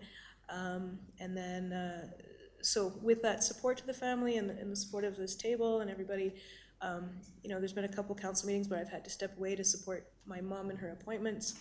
And so I just wanted to share with you all that today she got to ring the gong and celebrate her last radiation treatment. So that part of her cancer journey has wrapped up. So, but I just wanted to share some gratitude for that one for my mom and our amazing system that supports our cancer patients, but also to those in the community and the admin bench who've supported me and my council mates who've supported me in this time when I've had to be a little bit less focused on the job. So gratitude to you all and gratitude to the health of my folks at this point. So thank you. Congratulations to you and your family. It's good news. It's great. Can I get a motion to accept council reports? Councillor Federico, I'll make that motion. all in favor? Carried. Okay. Into our closed session. Can I get a motion to go into closed session? And for any members of the public looking, you will note, in the interest of transparency, there's a bit more detailed headings this time around. Still looking for a motion though. To go, Councillor McFadden. All in favor? Carried.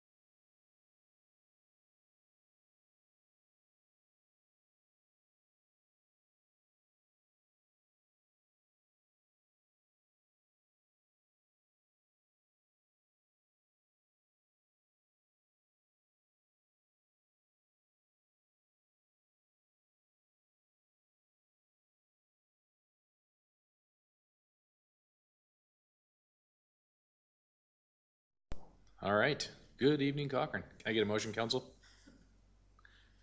Then I'll jump up at once. Councillor Gill?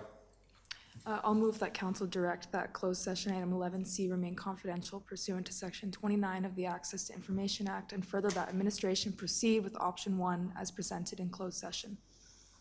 All in favor? Carried. And now? Yes, please.